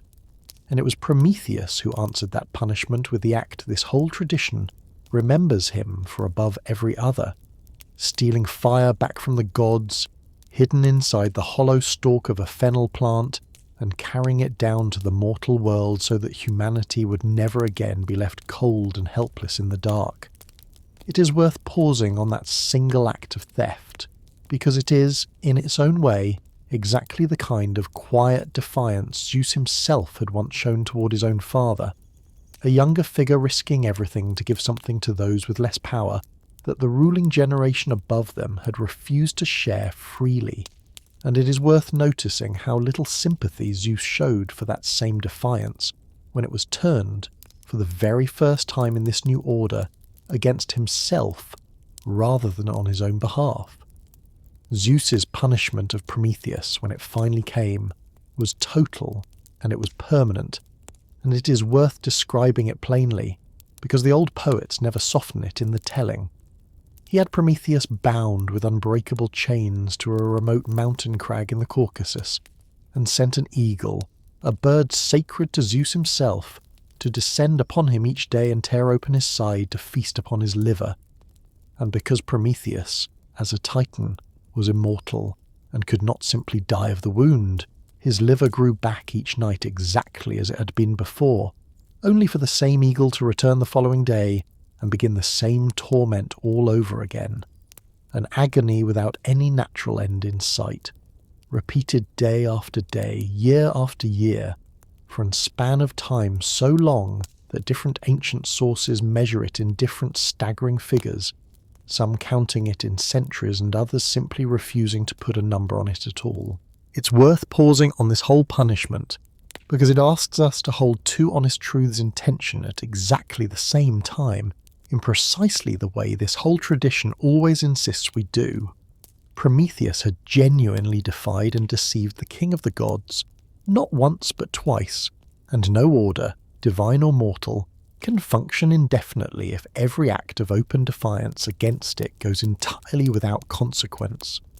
And yet the punishment itself, an unending daily mutilation with no natural end and no path toward eventual forgiveness ever offered,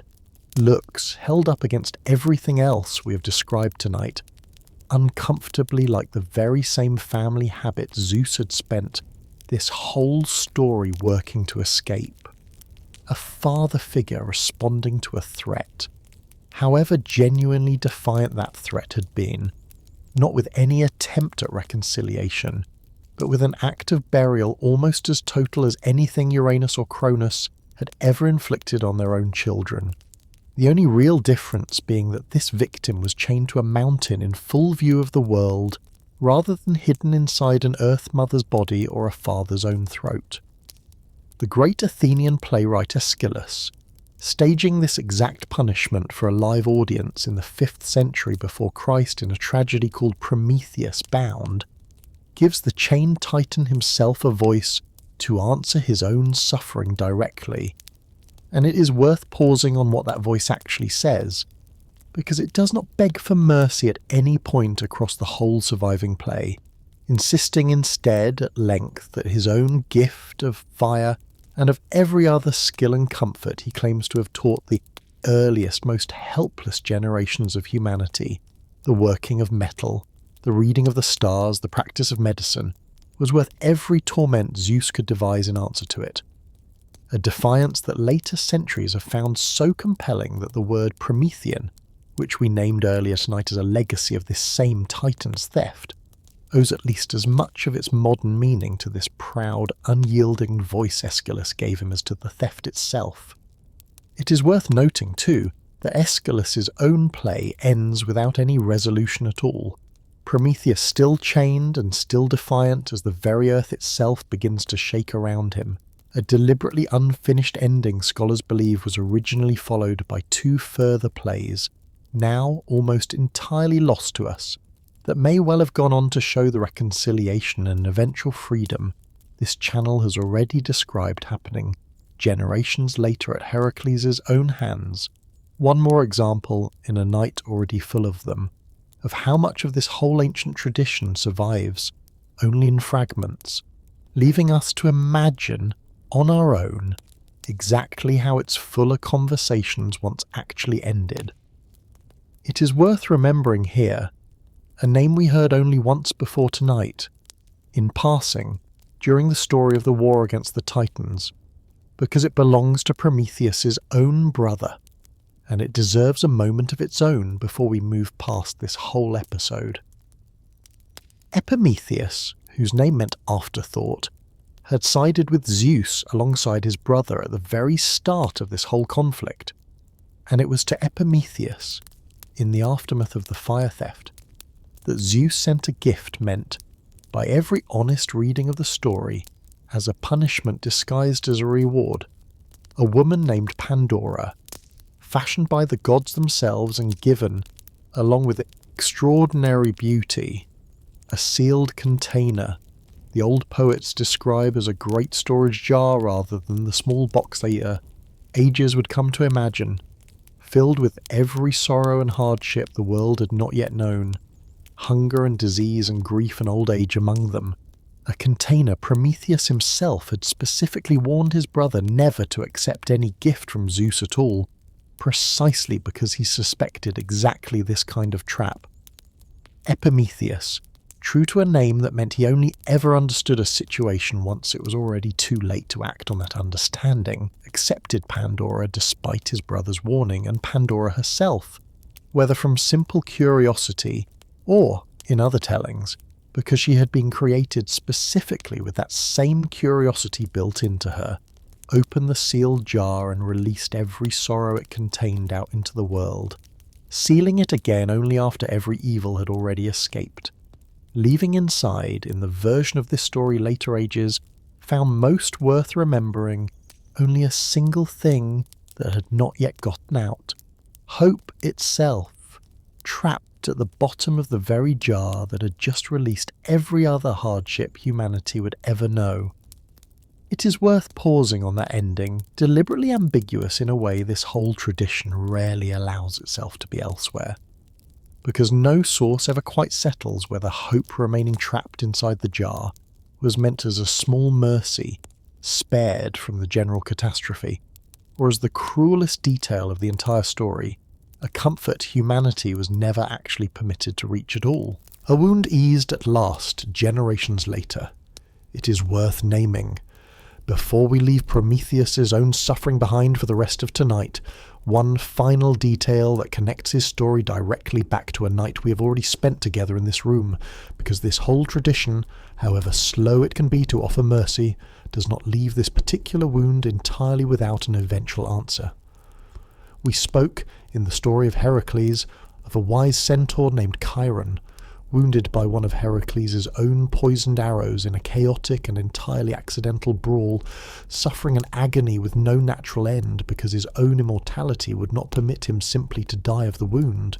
and we spoke of how Chiron, unable to bear that endless suffering any longer, eventually begged the gods to be allowed to give up the very immortality that was keeping his pain alive, a wish granted in the end, when the immortality Chiron surrendered was transferred to Prometheus himself, freeing the chained Titan at last from an eagle's daily visit after more centuries of suffering than any single accounting can properly total, a debt of two separate agonies, one born of Heracles' own carelessness and one born of Zeus' own harsh justice, finally resolved together in a single exchange that neither sufferer could have arranged alone. It is worth pausing on that resolution, and on Heracles' own role in finally freeing Prometheus outright, which several later tellings credit to him directly, shooting down the tormenting eagle during his own travels and unbinding the Titan's chains with his own hands, because it means that the very hero conceived, generations in advance, to help Zeus win the war against the giants, is also, in this quieter and later episode, the figure who finally undoes one of Zeus's own harshest and least forgivable acts, a son correcting a father's old cruelty in a way that neither Cronus nor Uranus, in their own turns, was ever offered by anyone at all,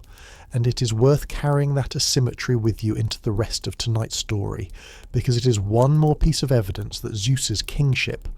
whatever its genuine cruelties, was at least capable of eventually being corrected in a way the two tyrannies before it never once permitted.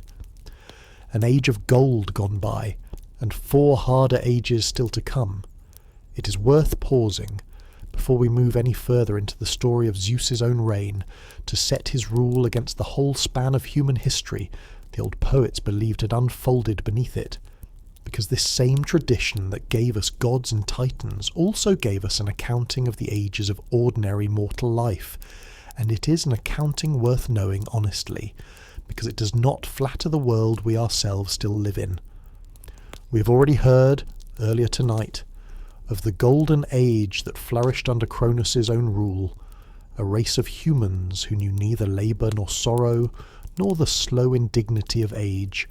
but the old poet Hesiod, writing centuries after these events were first imagined, tells us that this golden race eventually passed away and was followed, under the new rule of Zeus, by a silver age of humans who lived far longer as children than any generation before or since, remaining foolish and dependent on their own mothers for 100 years apiece, only to die soon after finally reaching maturity, a race Zeus himself, offended by their refusal to honour the gods properly, eventually destroyed entirely. After the silver race came a bronze race, violent and delighting in war above every other pursuit, armed and housed and tooled entirely in bronze because iron had not yet been discovered, a generation that the old poets tell us destroyed itself so completely through ceaseless warfare that it left no name behind at all. After the bronze race came a 4th generation the old poets call, with evident affection, the age of heroes, the demigods and mortal champions whose stories this whole channel has already spent so many nights telling in this very room. Heracles and Achilles and Odysseus, and the whole company of figures who fought at Troy, or hunted the Caledonian boar, or sailed with Jason in search of a golden fleece. A generation nobler and more just than the bronze race before it,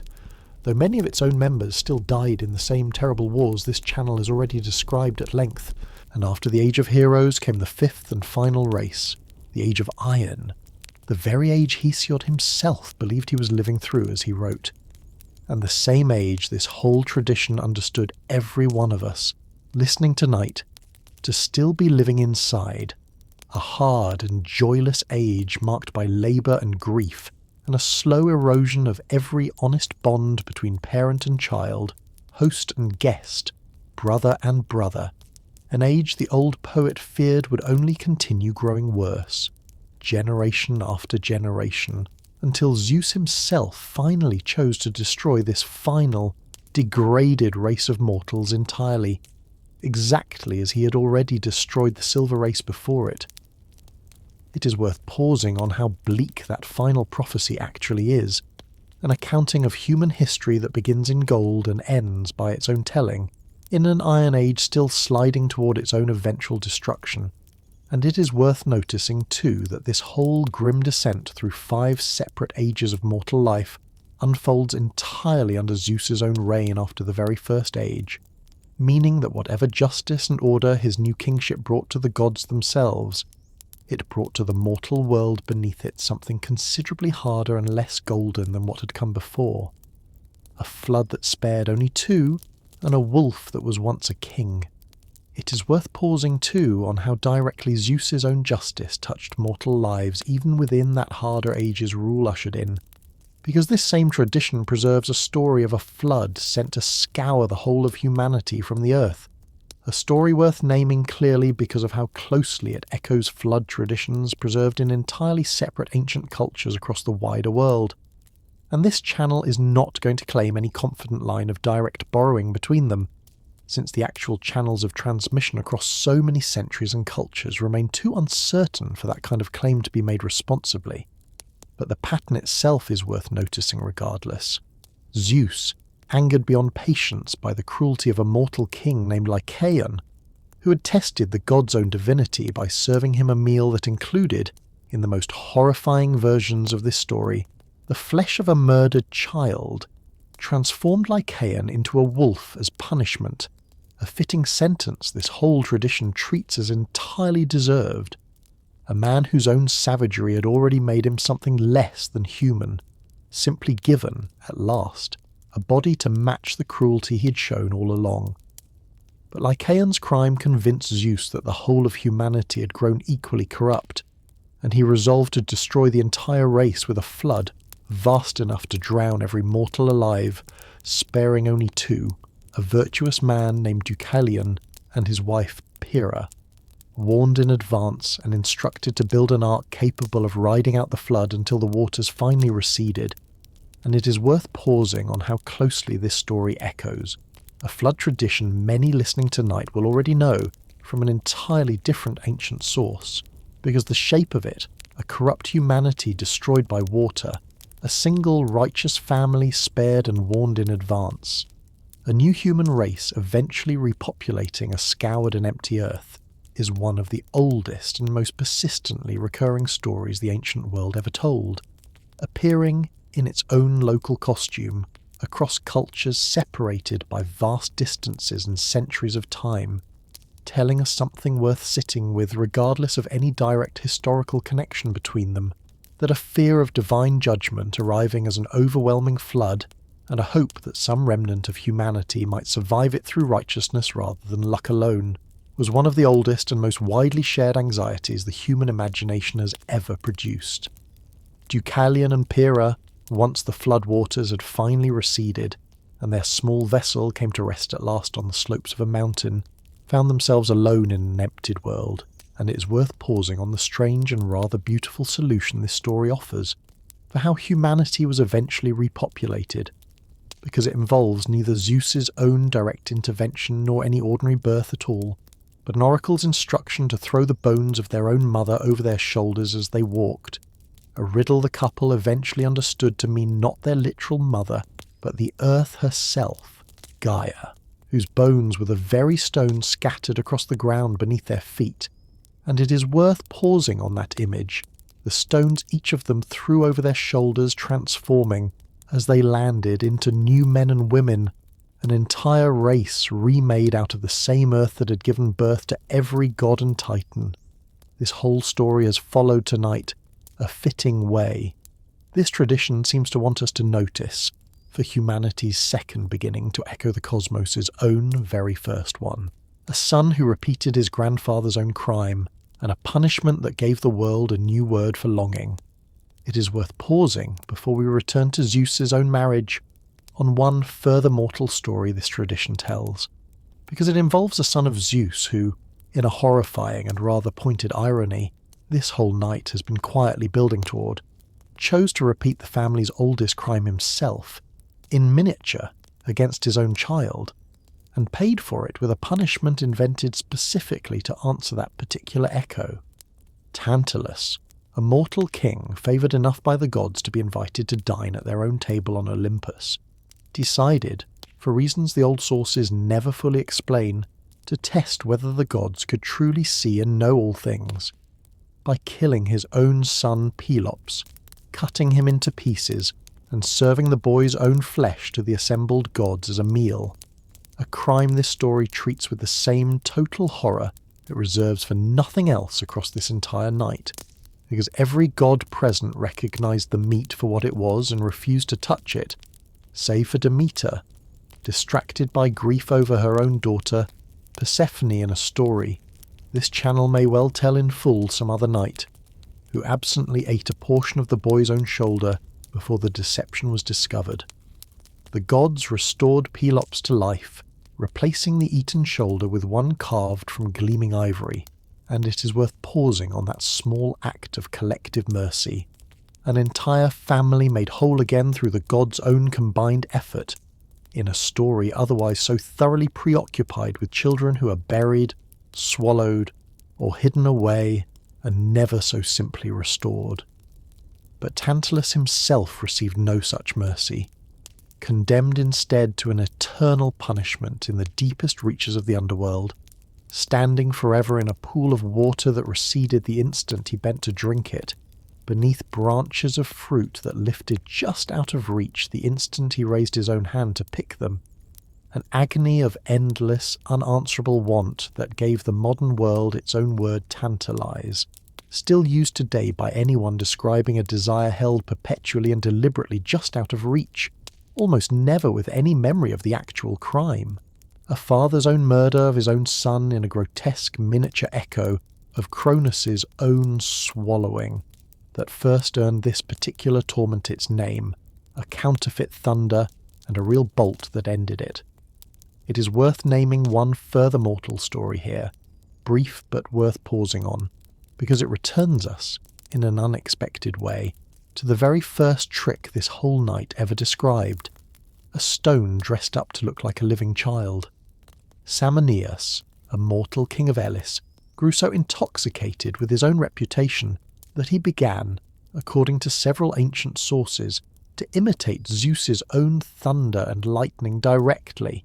dragging bronze kettles and dried hides behind his own chariot across a bridge built specifically to make the loudest possible clatter, and hurling blazing torches into the sky in place of actual lightning bolts, declaring to anyone who would listen that he himself was the true master of thunder, and that sacrifices owed to Zeus belonged in fact to him. Zeus, unamused by a mortal counterfeit of the very power that had cost him a 10-year war and a battle against a monster the size of a mountain to actually earn, struck Salmoneus down with a real thunderbolt, ending the imitation with the plain, unanswerable force of the genuine article. And it is worth pausing on the neat, almost pointed irony of that ending, because this whole story began with a counterfeit that fooled a father completely,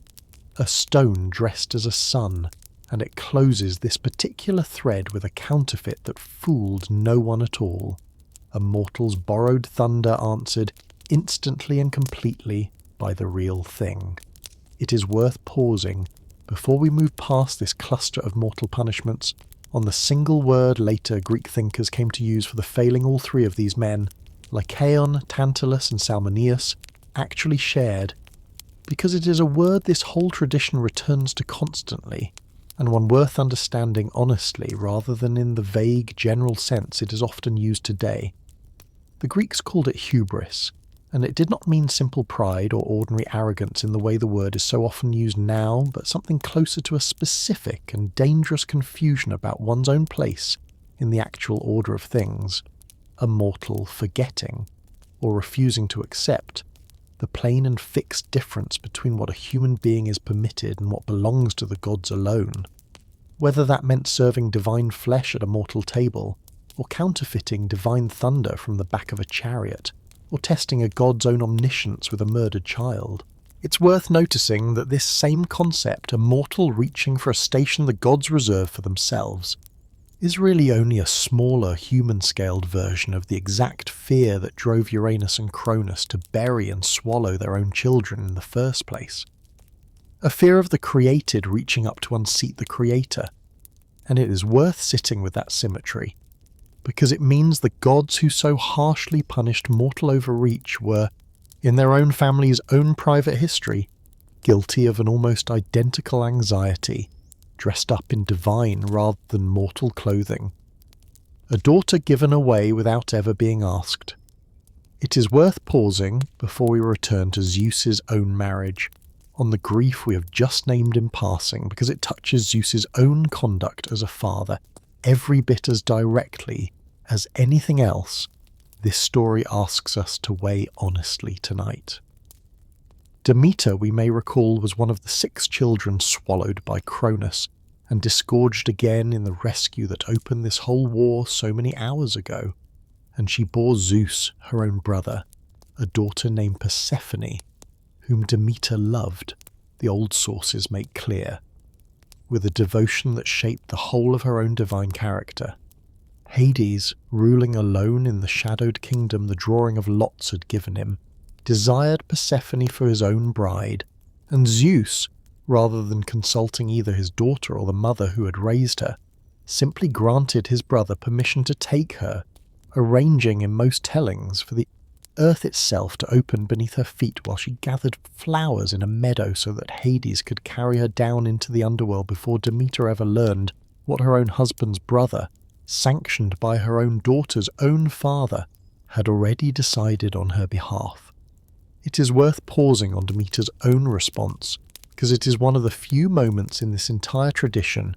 where a wronged mother's grief actually reshapes the whole of the visible world rather than being quietly absorbed and set aside, since Demeter, refusing to let any crop grow or any seed sprout while her daughter remained lost to her, brought the whole earth to the edge of famine, until Zeus, faced with the genuine possibility of losing every mortal worshipper to starvation, was finally forced to intervene and negotiate his daughter's partial return. A compromise this channel may well tell in its own fuller telling on some other night, but worth naming honestly here, because it means that even after everything we have already described tonight about councils and shared thrones and hard-won alliances, Zeus was still, when it suited him, entirely willing to dispose of his own daughter's future without asking her a single question about it. One more entry in a ledger this whole story keeps returning to, of costs borne almost entirely by the women in this family, while the decisions that produced them were made, again and again, by the men. A queen who never fully agreed to any of it. It is worth pausing before we describe the particular appetite that made Hera's own marriage so difficult, on how that marriage actually began, because it is worth knowing honestly rather than simply accepting Hera's role in this story, as though jealousy were the whole of her character from the very beginning. Hera, freed from her own father's stomach alongside her siblings in the rescue we described so many hours ago tonight, was raised for a time in several tellings, far from Olympus itself, and when Zeus first came courting her, she is said to have refused him, unmoved by a suitor whose own reputation for wandering desire had, it seems, already reached her even then. Zeus, rather than accepting that refusal, transformed himself into a small bedraggled cuckoo drenched by a sudden storm, and let himself be found, shivering and pitiable, by Hera herself, who took the wretched little bird to her own breast to warm it, at which point Zeus resumed his true form, and, in most tellings, took advantage of that same closeness to make her his wife by force, or by a shame she could not afterward escape. A courtship this story asks us to recognise honestly as beginning not in mutual affection freely given, but in a deception every bit as calculated as the one his own father Cronus had once practised on the world at large. It is worth pausing on the position Hera occupied afterward, because this whole tradition made her in her own right goddess of marriage and of the sacred bonds of household and family, presiding over exactly the kind of faithful union her own husband so persistently failed to offer her, an irony this story never resolves, and, in its more honest tellings, does not appear to want resolved, since Hera's own fury at Zeus's countless infidelities reads, held up against the actual circumstances of her own marriage, less like simple jealousy, and more like the entirely reasonable anger of a goddess charged with protecting an institution her own husband treated with open and repeated contempt. She was worshipped with real devotion across the Greek world in her own right, with great temples raised to her at Argos and at Samos, the Heraion at Samos among the largest religious buildings the whole of the ancient Greek world ever constructed, and it is worth remembering, whenever her own anger towards Zeus's mortal lovers and their children arrives in this story, exactly how little power or protection her own position as queen actually afforded her against the one figure in the entire cosmos whose behaviour most directly and most repeatedly wounded her, a jealous wife and a wandering husband's endless appetite. It would be dishonest, in a story built around Zeus's own rise to kingship, to pass over one further feature of his character that this whole tradition never lets us forget, and it is worth naming it plainly here, in the same spirit of both, and fairness this channel always insists on, because a portrait of Zeus that left it out entirely would not actually be an honest portrait at all. Zeus, having married Hera, his own sister, freed from their father's stomach in the same rescue that freed all 5 of his siblings, proved, across the whole span of this tradition storytelling, to be a husband whose fidelity was almost non-existent, pursuing goddesses and mortal women alike, with an appetite the old poets treat sometimes as comic, sometimes as genuinely troubling, and always as a source of real and lasting suffering for the women involved and for Hera herself, watching from Olympus as her own husband's infidelities multiplied across centuries she had no real power to prevent. We have already spent an entire night in this room with one consequence of that appetite, the deception of Alcmene that produced Heracles, and with the punishing, lifelong persecution Hera inflicted on that same innocent child for a betrayal that was never his own fault to answer for at all. And it is worth remembering here exactly how total and how patient that persecution was, because it tells us something about the real, lasting cost of Zeus's own choices, a cost paid not by Zeus himself, who faced remarkably little lasting consequence for any of his own infidelities, but by the mortal women he pursued, and by the children born of those unions, caught between a father's careless desire and a mother's justified fury with nowhere safe to stand between them. It is worth naming, too, other women this same appetite touched across the wider tradition. A nymph named Io, transformed into a cow and driven half-mad by a gadfly Hera sent to torment her across the whole of the known world, and a woman named Callisto, transformed into a bear and nearly killed by her own son's unknowing arrow, before Zeus finally placed her among the stars to spare her. And it is worth sitting with how consistently the actual cost of these episodes fell on the women themselves rather than on Zeus, exactly the same pattern this channel has noted before, in other stories told in this room, about how rarely this whole ancient tradition troubles itself to give its women the same interior life it so freely grants its men. It is worth pausing, before we move on, to how this same appetite very nearly repeated the family's oldest crisis in an entirely new form, on the actual shapes this pursuit so often took,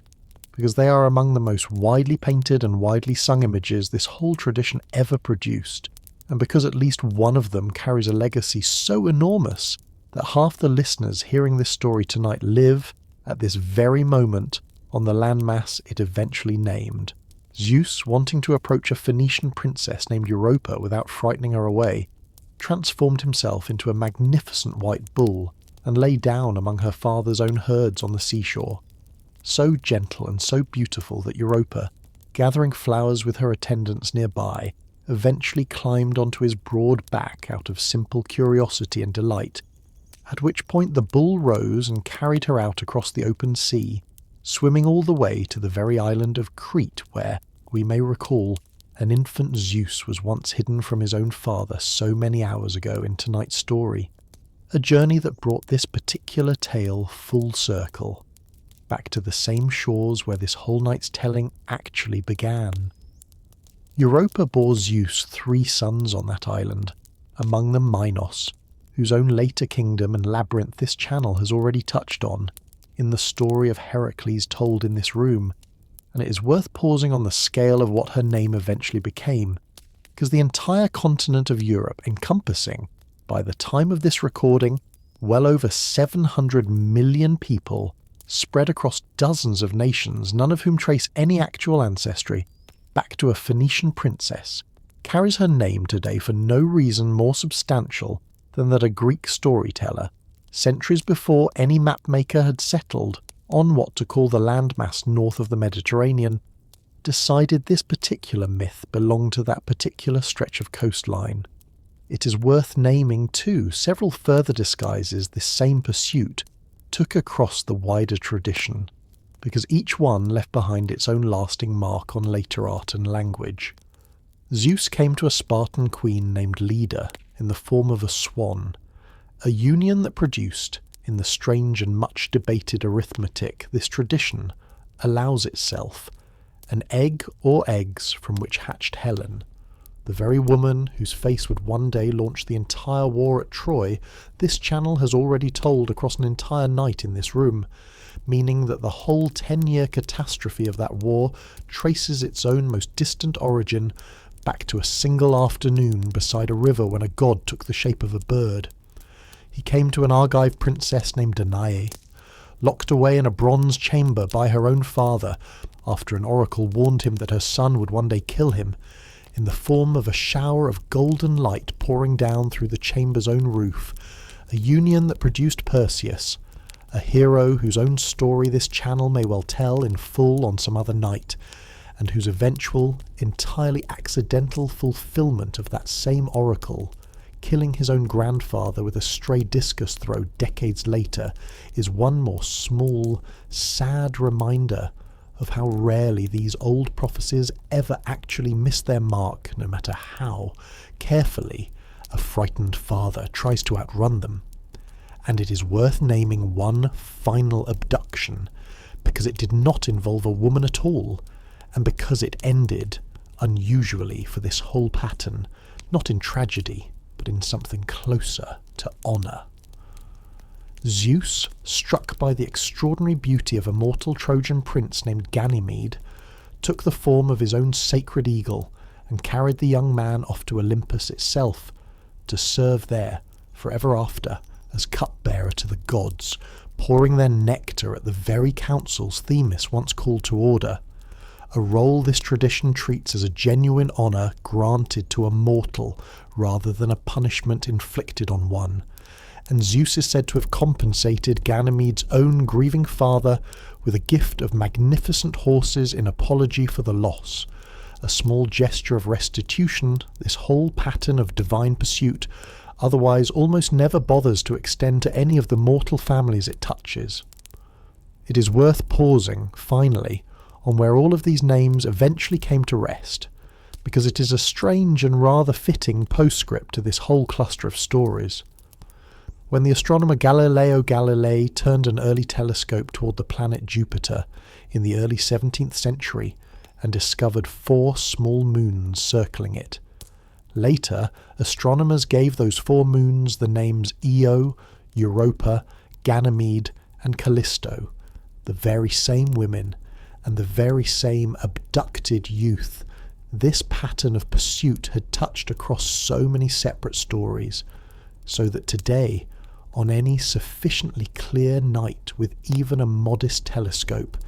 you can look up and see, still circling the very planet that bears this god's own Roman name,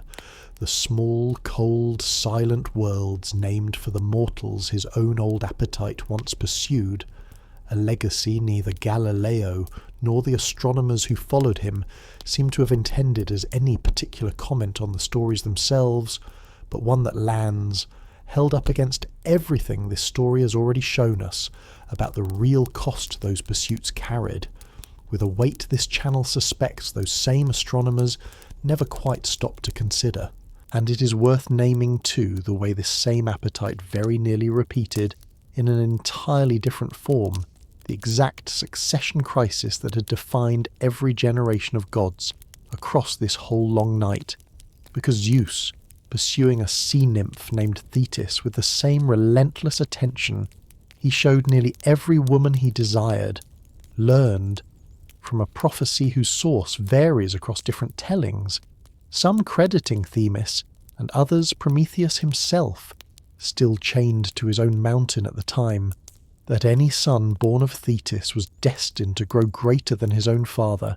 exactly the same warning that had once driven Uranus to fear Cronus, and Cronus to fear Zeus, and Zeus, hearing that warning and understanding immediately and completely what it meant for a king who had spent this whole story trying to escape his own family's oldest habit,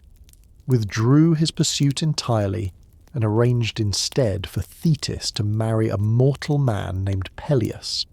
ensuring that whatever extraordinary son she eventually bore would be born mortal rather than divine, and therefore no threat at all to Zeus's own continued rule. It is worth pausing,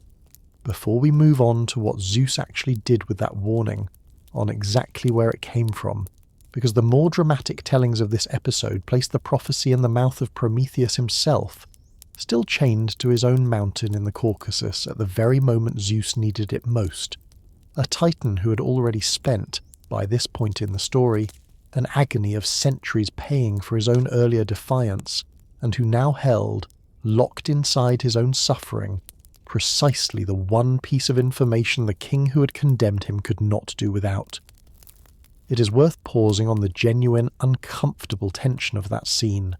A Titan with every reason in the cosmos to let his tormentor walk blindly into his own destruction, choosing instead, in most tellings, to warn Zeus of the danger Thetis posed, whether out of some flicker of loyalty this whole story never quite explains, or a calculation that his own eventual freedom depended on being useful rather than merely resentful.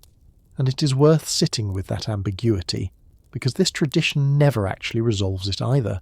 and it means that the single detail that finally let Zeus escape his own family's oldest curse for good came, in the end, from the one figure he had wronged most permanently and most unforgivably across this entire long night.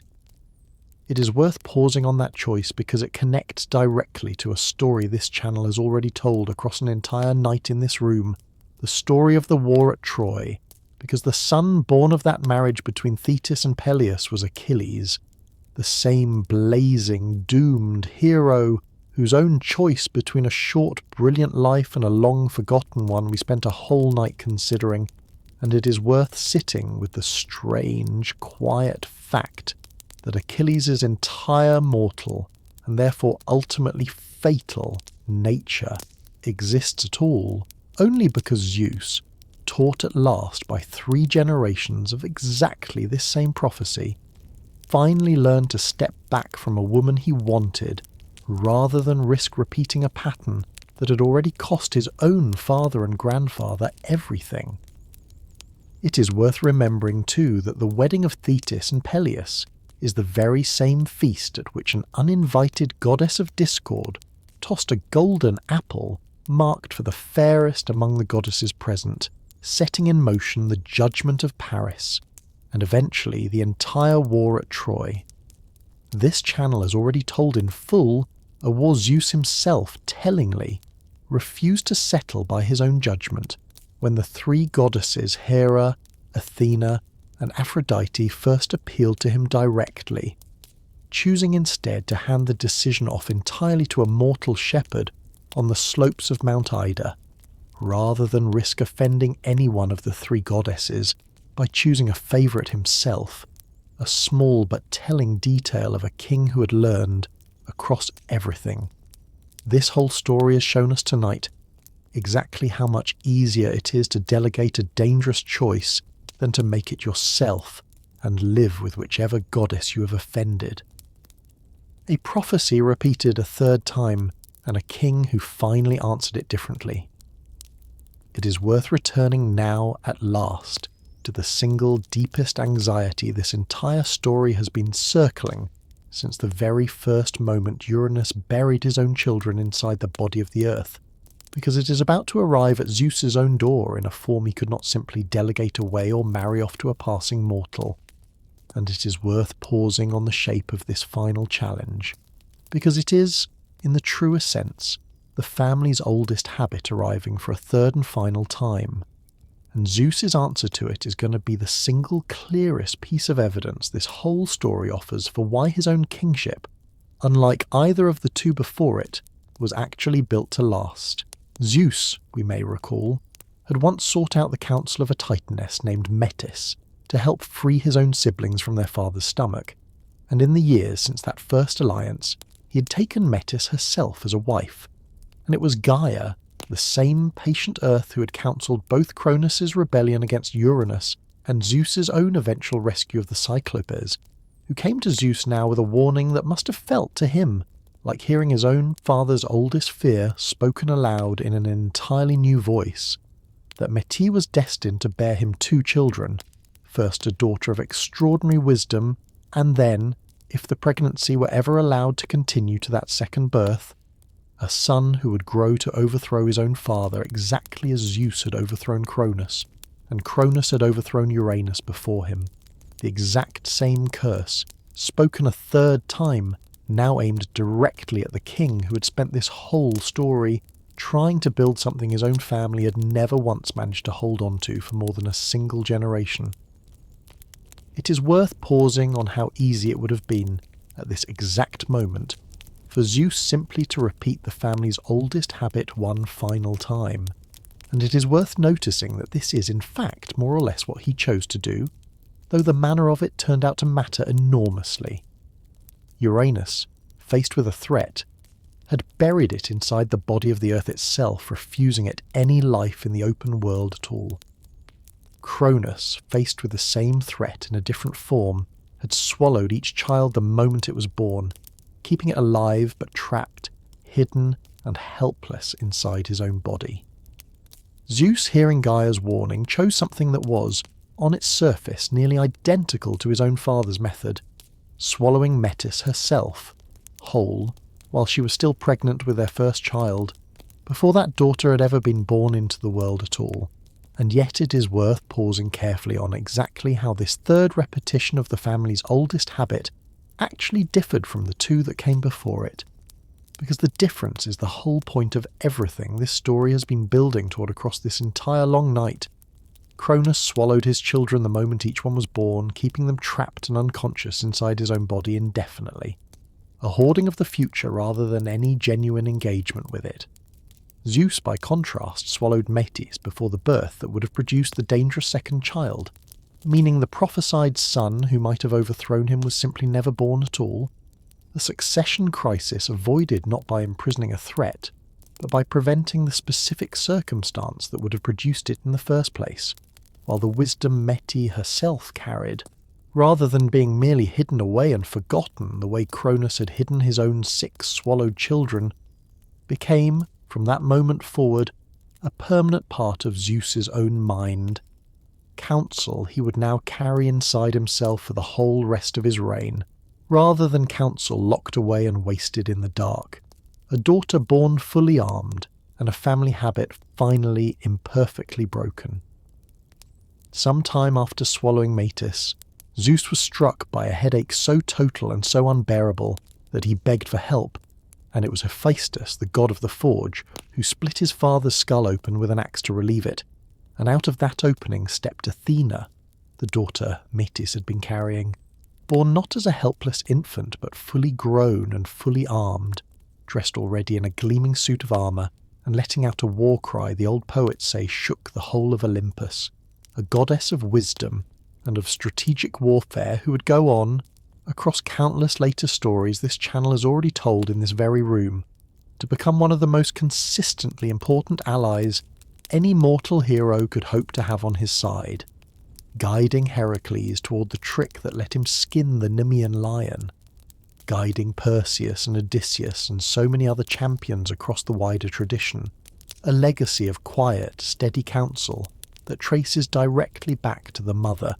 who first gave Zeus the potion that freed his own sibling so many hours ago in tonight's story. It is worth pausing on the full shape of this whole resolution,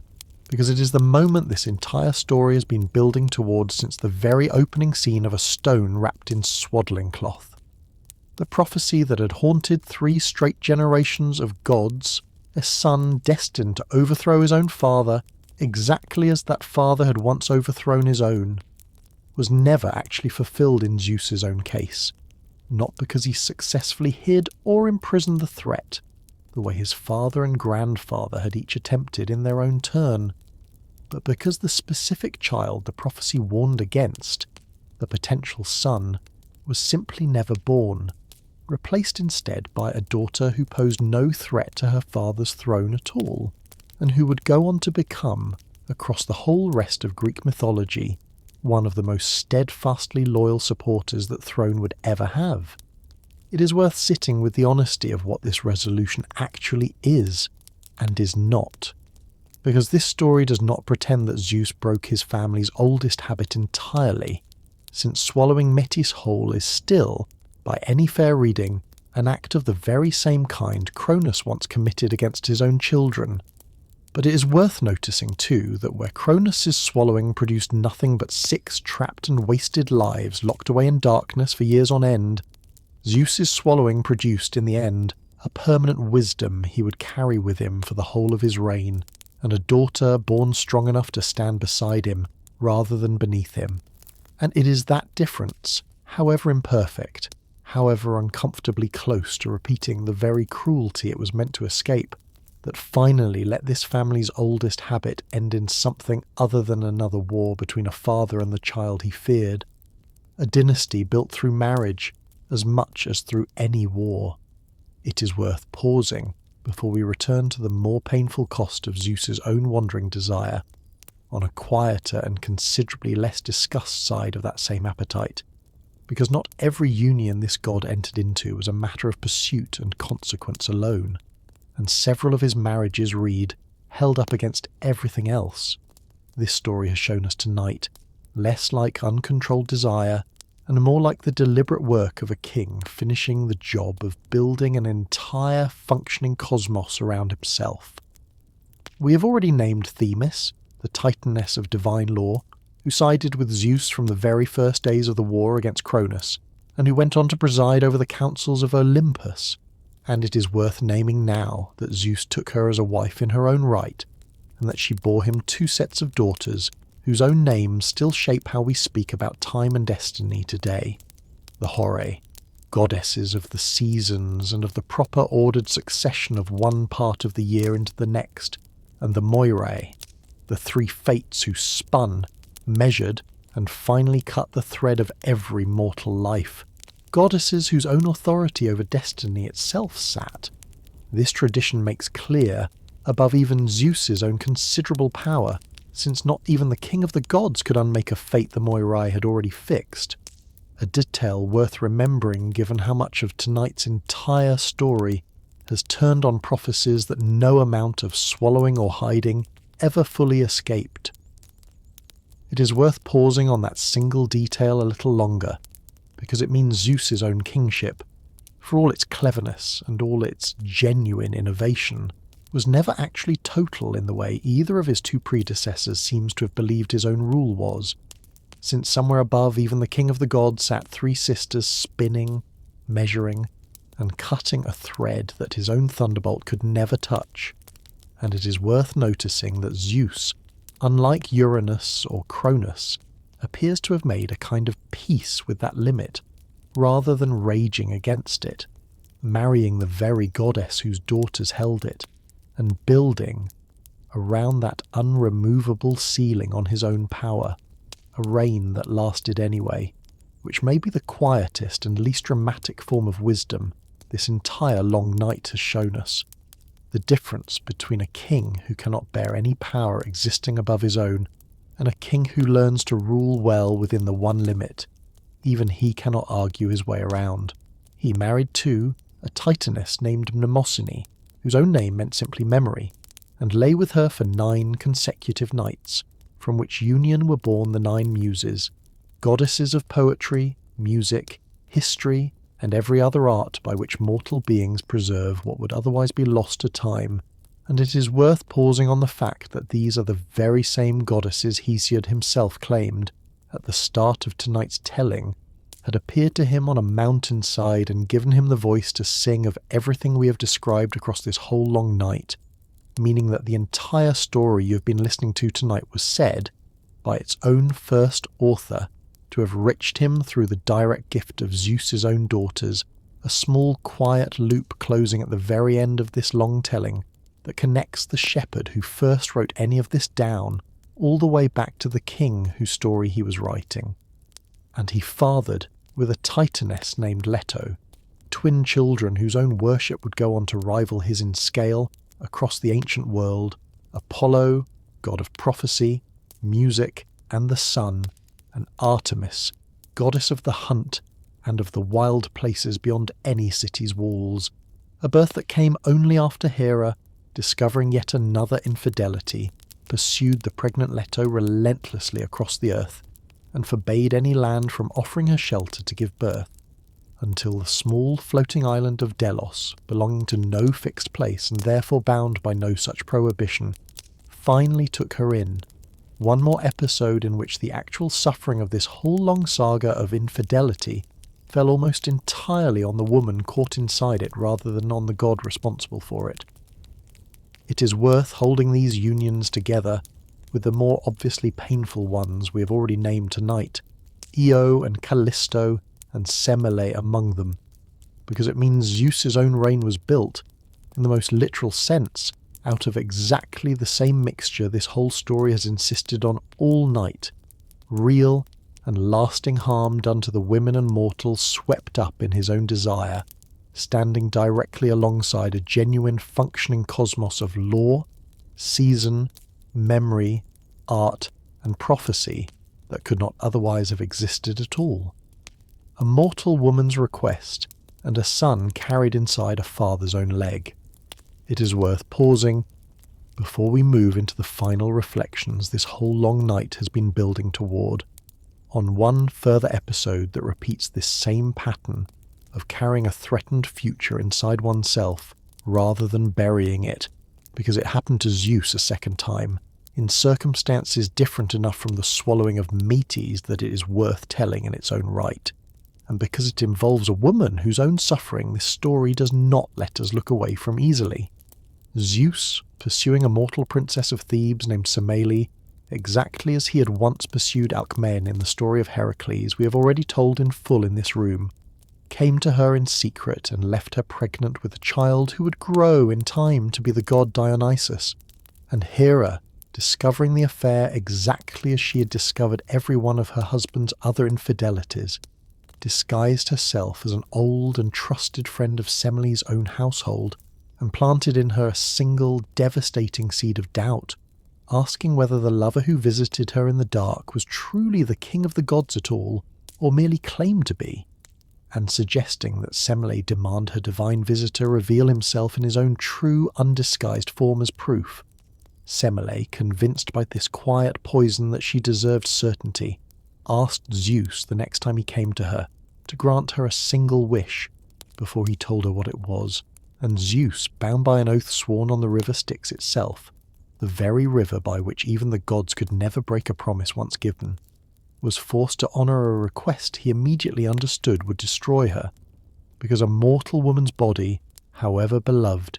could not survive the sight of a god's full, unshielded glory, blazing with a light and a thunder no living flesh was ever built to withstand.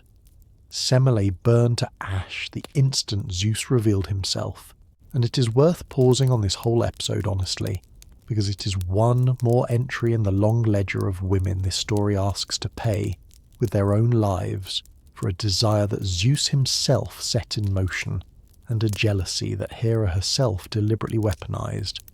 A cost this tradition rarely lets either of its two central figures actually answer for in any lasting way. But the child Semele had been carrying did not die with her, and it is worth pausing on what Zeus did next, because it echoes, in an entirely different key, the same choice he had already made once before with Meti. He snatched the unborn infant from his mother's burning body and sewed him into his own thigh, carrying him there, hidden inside his own flesh, for the remaining months of the pregnancy until Dionysus was finally born a second time, fully formed, from his father's own body rather than his mother's, a birth the old poets remembered, ever afterward, in the god's own epithet, twice born. It is worth pausing on how directly this second episode rhymes with the first,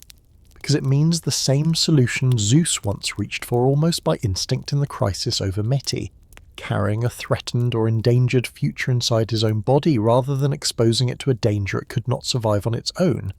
had by this point become something closer to a settled habit of his own particular kind of kingship.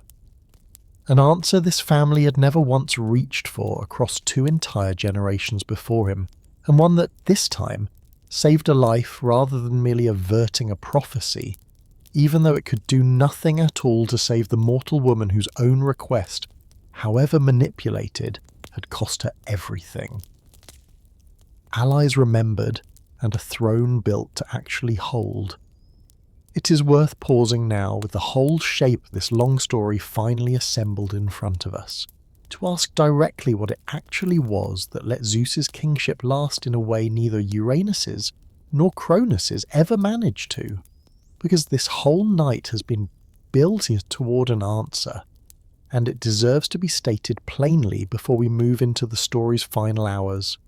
Uranus ruled through pure, undivided authority and was overthrown the moment a single son found the courage his other children lacked. Cronus ruled through an even more total and more paranoid form of the same authority, swallowing every threat before it could even draw a second breath,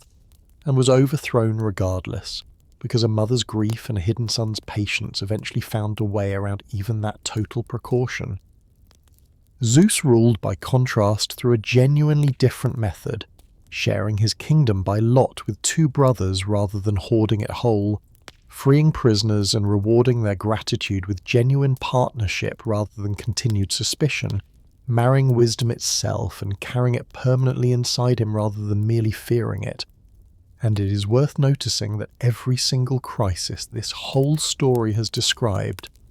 the 10-year stalemate against the Titans, the near-fatal battle against Typhon, the desperate war against the giants, was ultimately resolved not by Zeus's own strength alone, but by an ally who owed him a debt freely given rather than a fear freshly imposed, the Cyclopes forging his thunderbolt out of gratitude for a freedom he alone had granted them,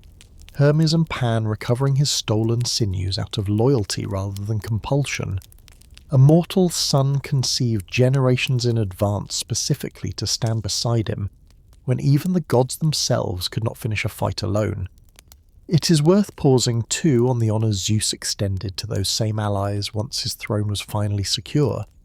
because they tell us something true about how differently he understood the whole business of holding power, compared with either of his two predecessors. The Cyclopes, once celebrated across the ancient world as the forgers of his own signature weapon,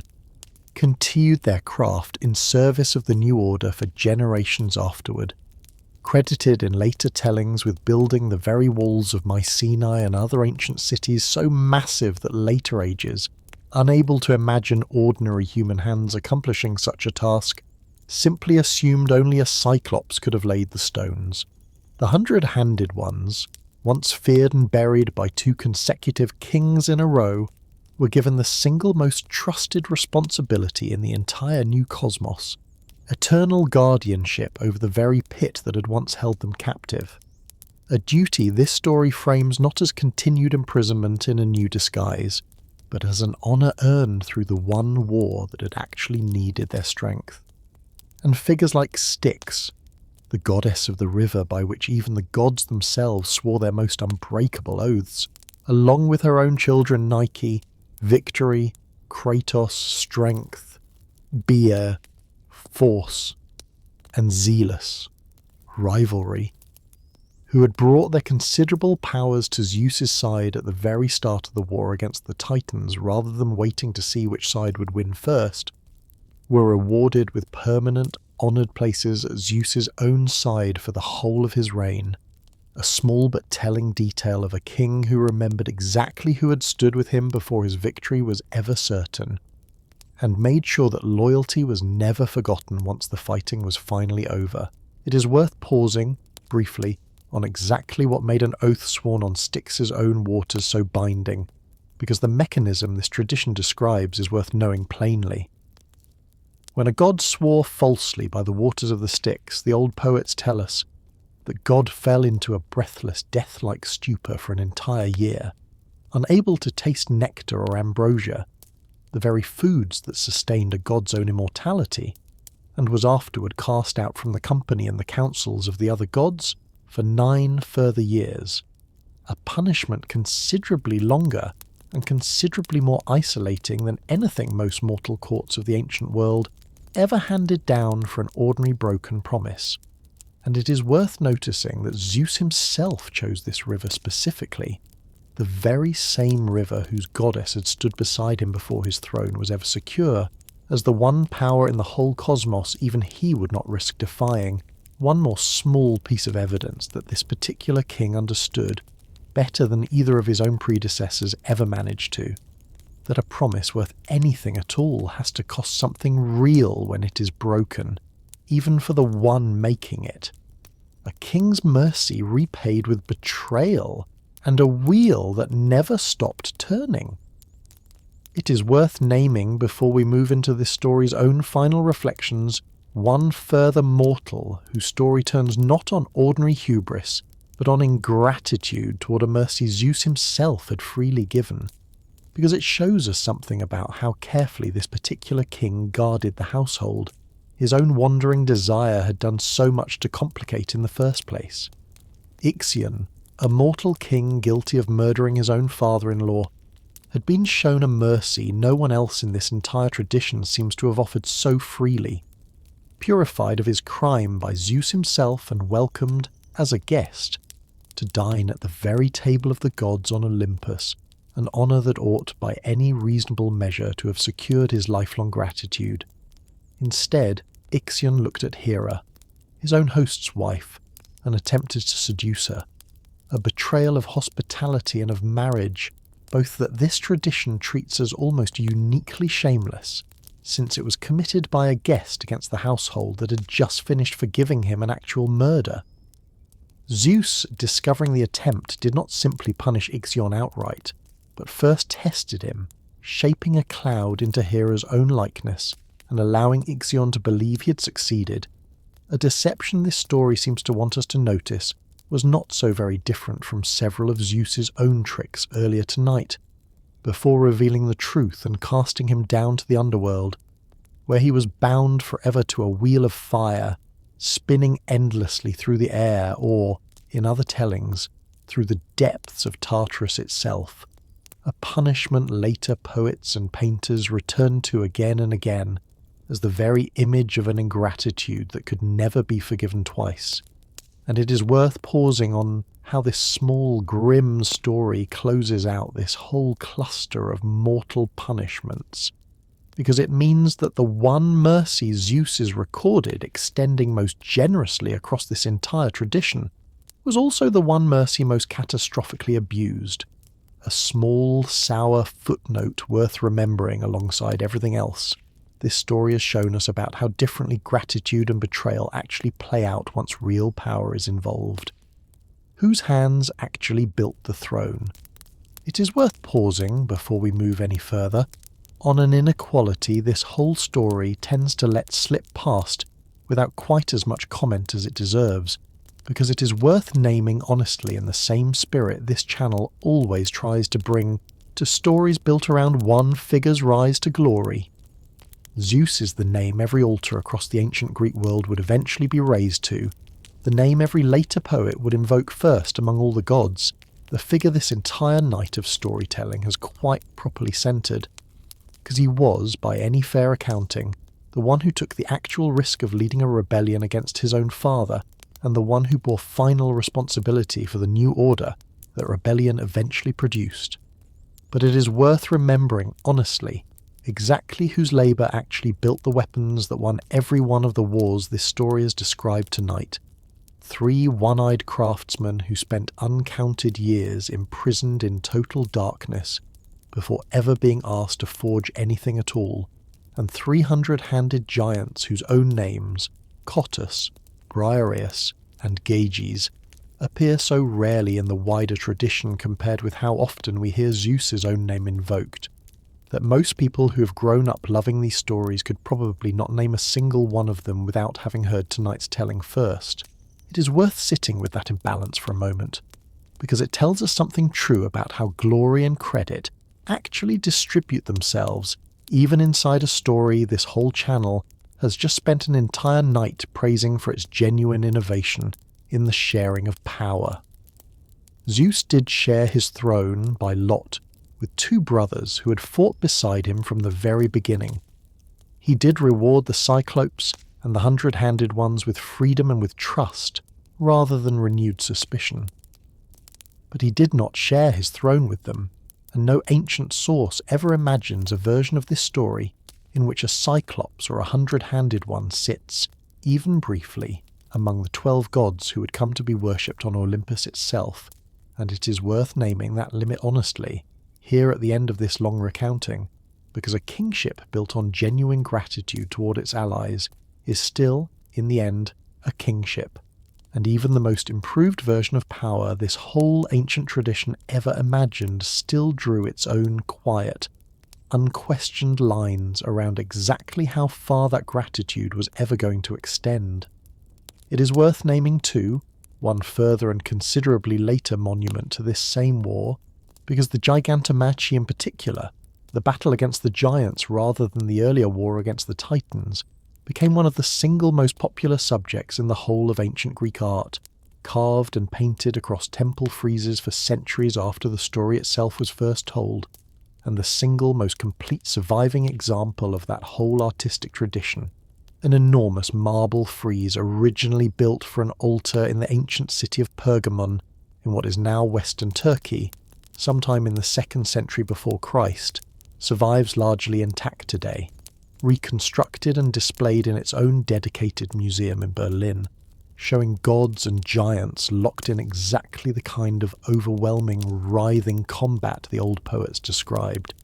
Zeus himself at the very centre of one surviving panel, his own cloak billowing as he hurls a thunderbolt down at a giant already collapsing beneath him. A piece of stone carved more than 2,000 years ago that any listener tonight could, in principle, still travel to see standing in front of with their own eyes. One of the clearest possible reminders that this story we have spent tonight following was not only ever a matter of words recited by firelight, but something the ancient world also carved, at enormous expense and enormous scale, directly into stone. It is worth naming too, one further name this same ledger tends to lose almost entirely, because Métis herself, the Titaness whose cunning intelligence freed Zeus's own siblings, and whose later swallowing finally broke the family's oldest prophecy, receives, across the whole span of this tradition, almost no independent story of her own once that swallowing has taken place.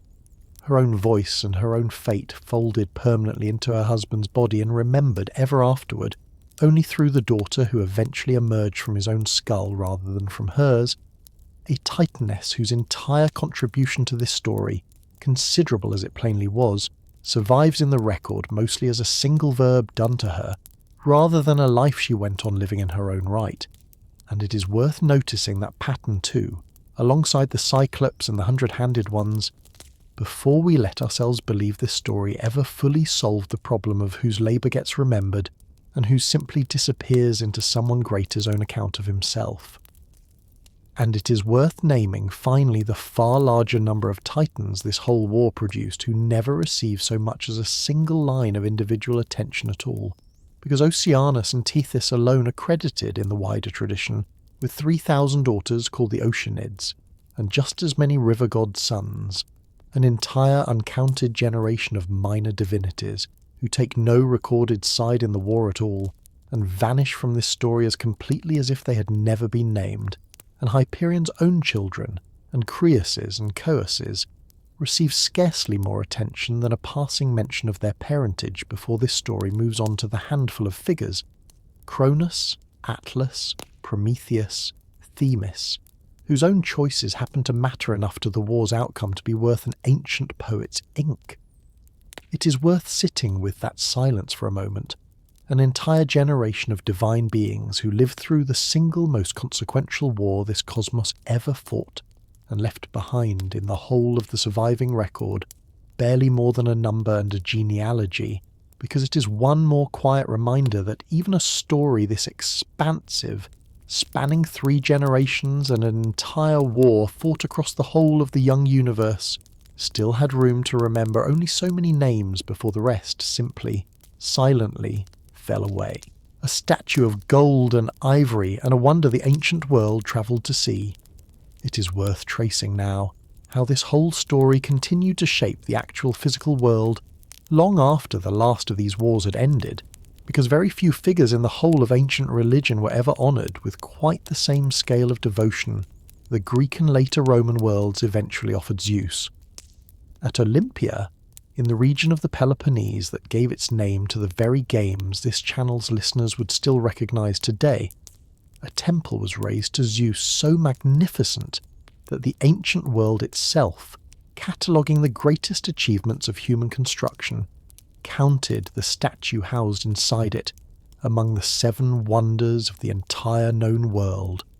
a colossal seated figure of the god carved by the sculptor Phidias, standing by ancient measurements, taller than a 4-story building even while seated,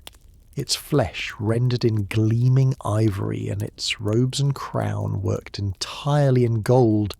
so vast and so imposing that ancient visitors reported the god's own head very nearly brushed the temple's own ceiling,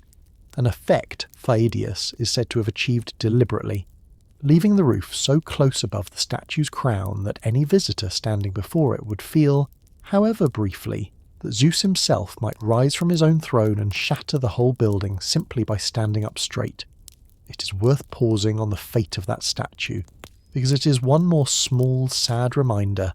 of how thoroughly the ancient world these stories once anchored has since vanished, since the great statue at Olympia, unlike the temple that housed it, no longer survives in any form, lost sometime in the centuries after the old Greek religion itself finally faded, carried off, some later sources suggest, to Constantinople, where it may have been destroyed in a fire centuries after that, though no one today can say with any real confidence exactly when or how it was actually lost, and it is worth sitting with that uncertainty, because it means that the single most famous image of Zeus the ancient world ever produced, a wonder people travelled from every corner of the known world specifically to see with their own eyes, exists for us now only in written description, and in the small coins and later copies that happen to survive it, a loss this channel has noted before in other stories told in this room about how much of the ancient world's own most treasured achievements have simply not made it down to us at all. Days named for him still, and a language that never quite let him go. It is worth pausing too on how directly this whole story followed the wider Greek world into the Roman world that eventually absorbed it.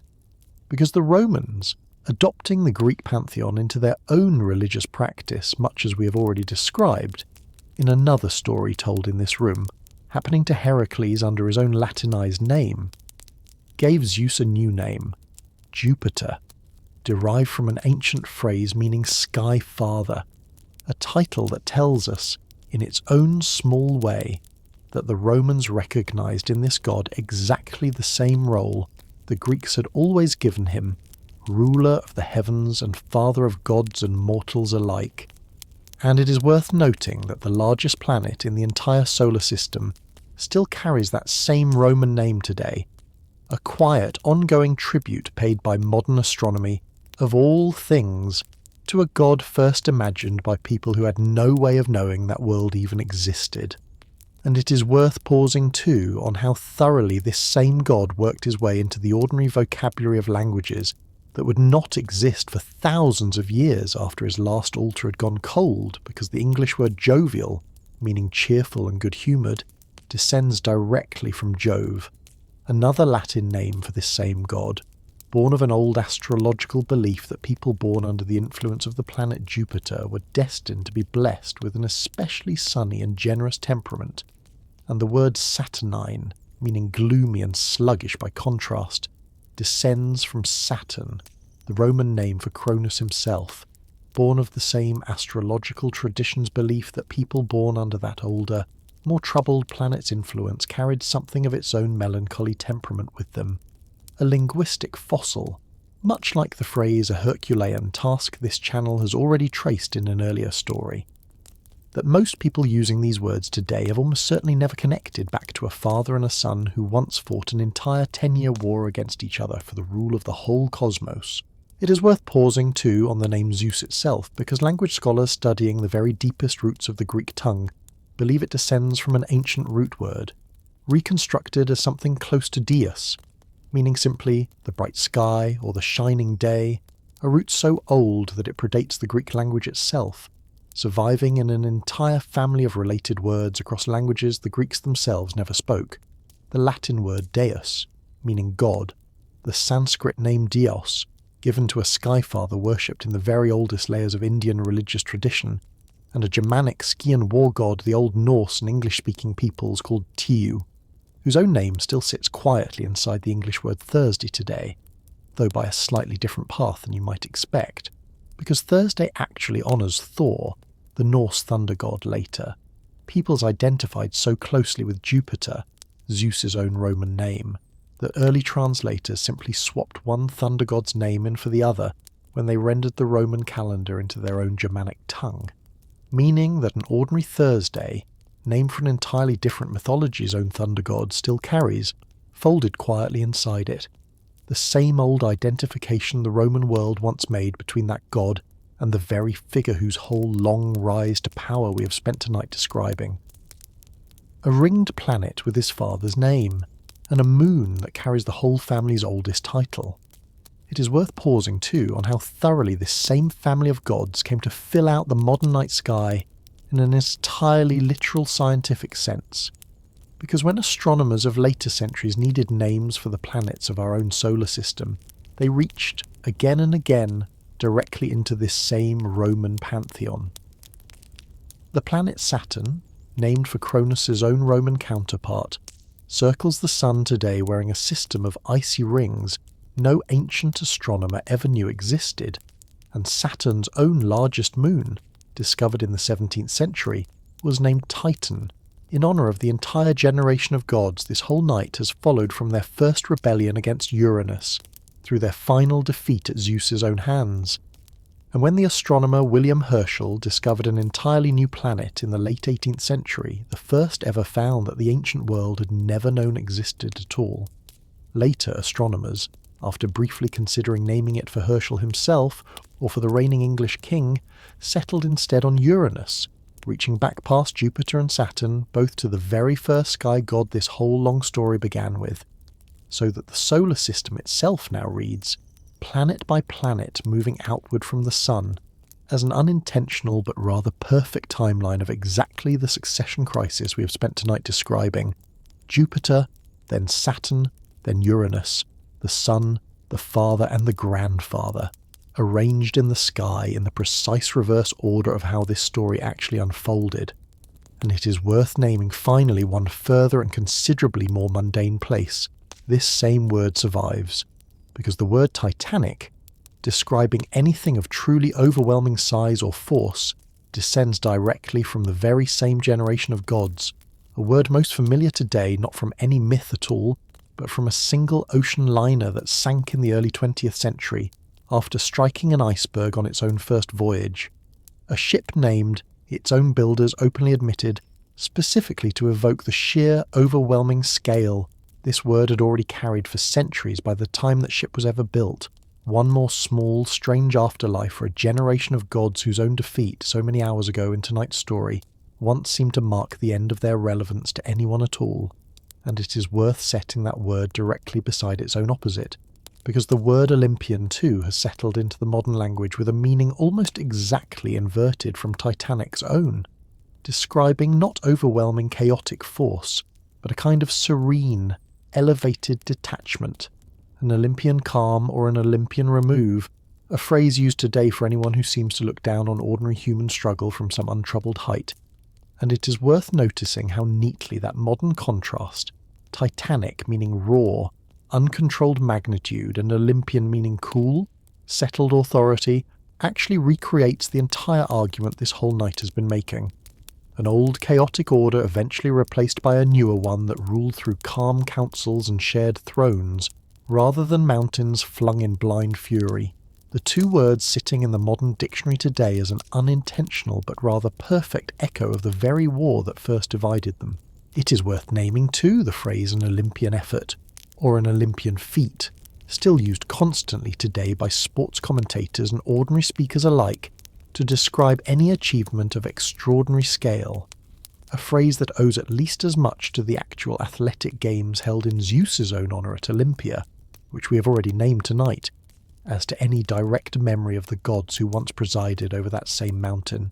meaning that a single modern word has managed to carry forward, in one compressed and largely unnoticed package, both the athletic festival Heracles is said to have founded and the whole cosmic order that festival was built to honour. 100 names for 100 different needs, and a sailor's prayer before a storm.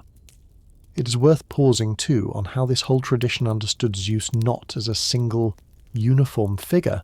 but as a god who answered to a great many different names depending on exactly what a particular worshipper needed from him, because it tells us something true about how deeply this story actually reached into the ordinary texture of ancient daily life, rather than remaining a matter of grand cosmic war alone.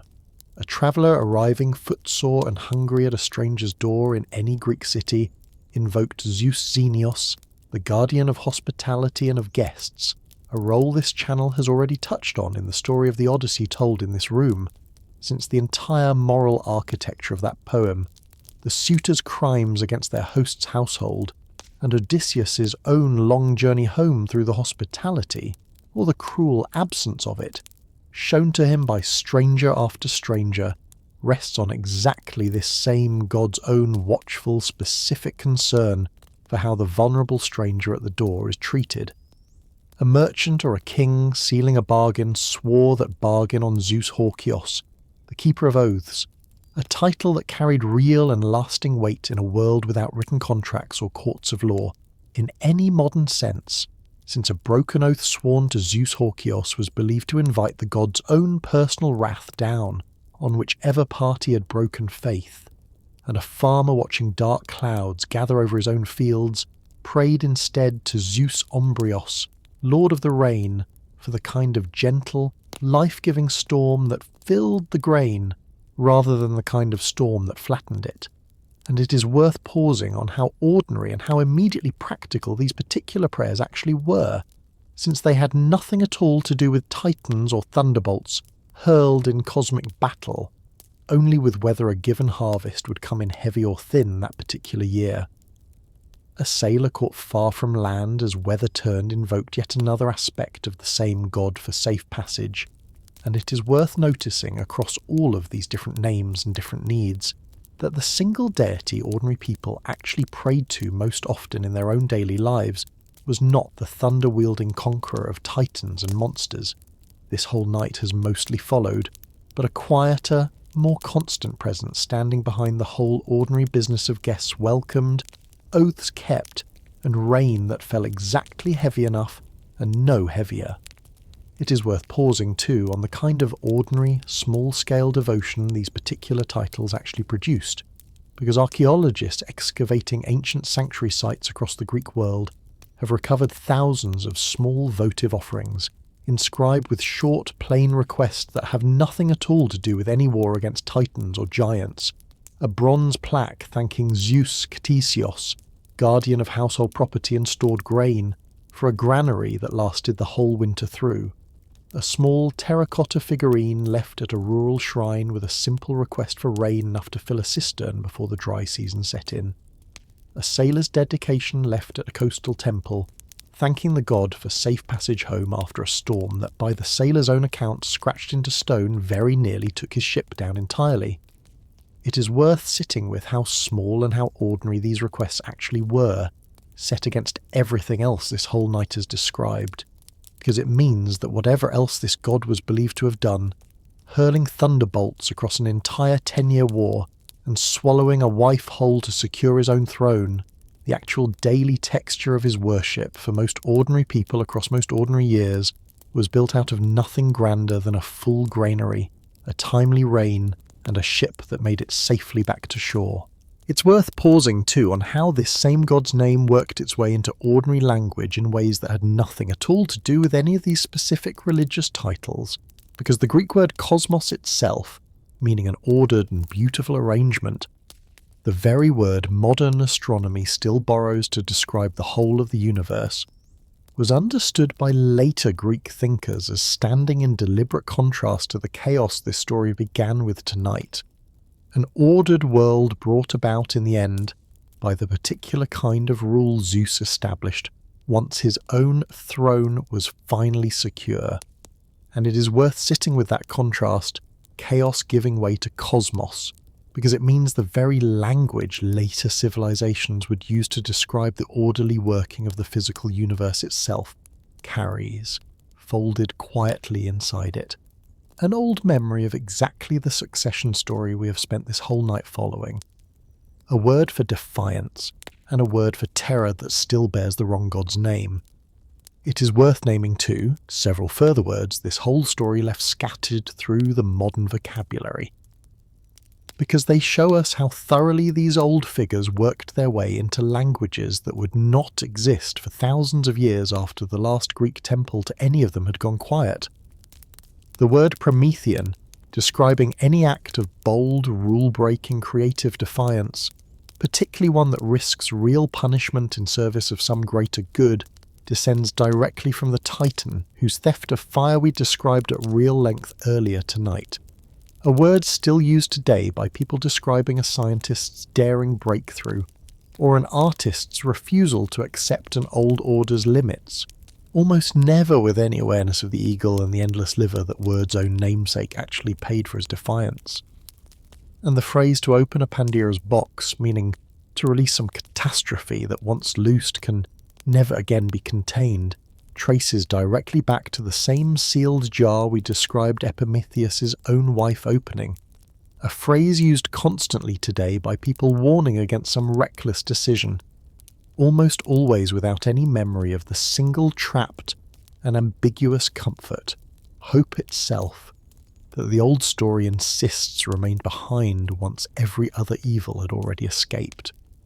It is worth naming too one further word this story left behind under circumstances almost the opposite of what its own origin would suggest, because the word panic, describing a sudden, overwhelming and irrational fear, descends from Pan, the same goat-footed god who helped Hermes recover Zeus's own stolen sinews from the dragon Delphina during the battle against Typhon we described earlier night. A god the old Greek world believed capable of inspiring sudden terror in travellers who startled him while resting in some quiet, shaded grove at midday.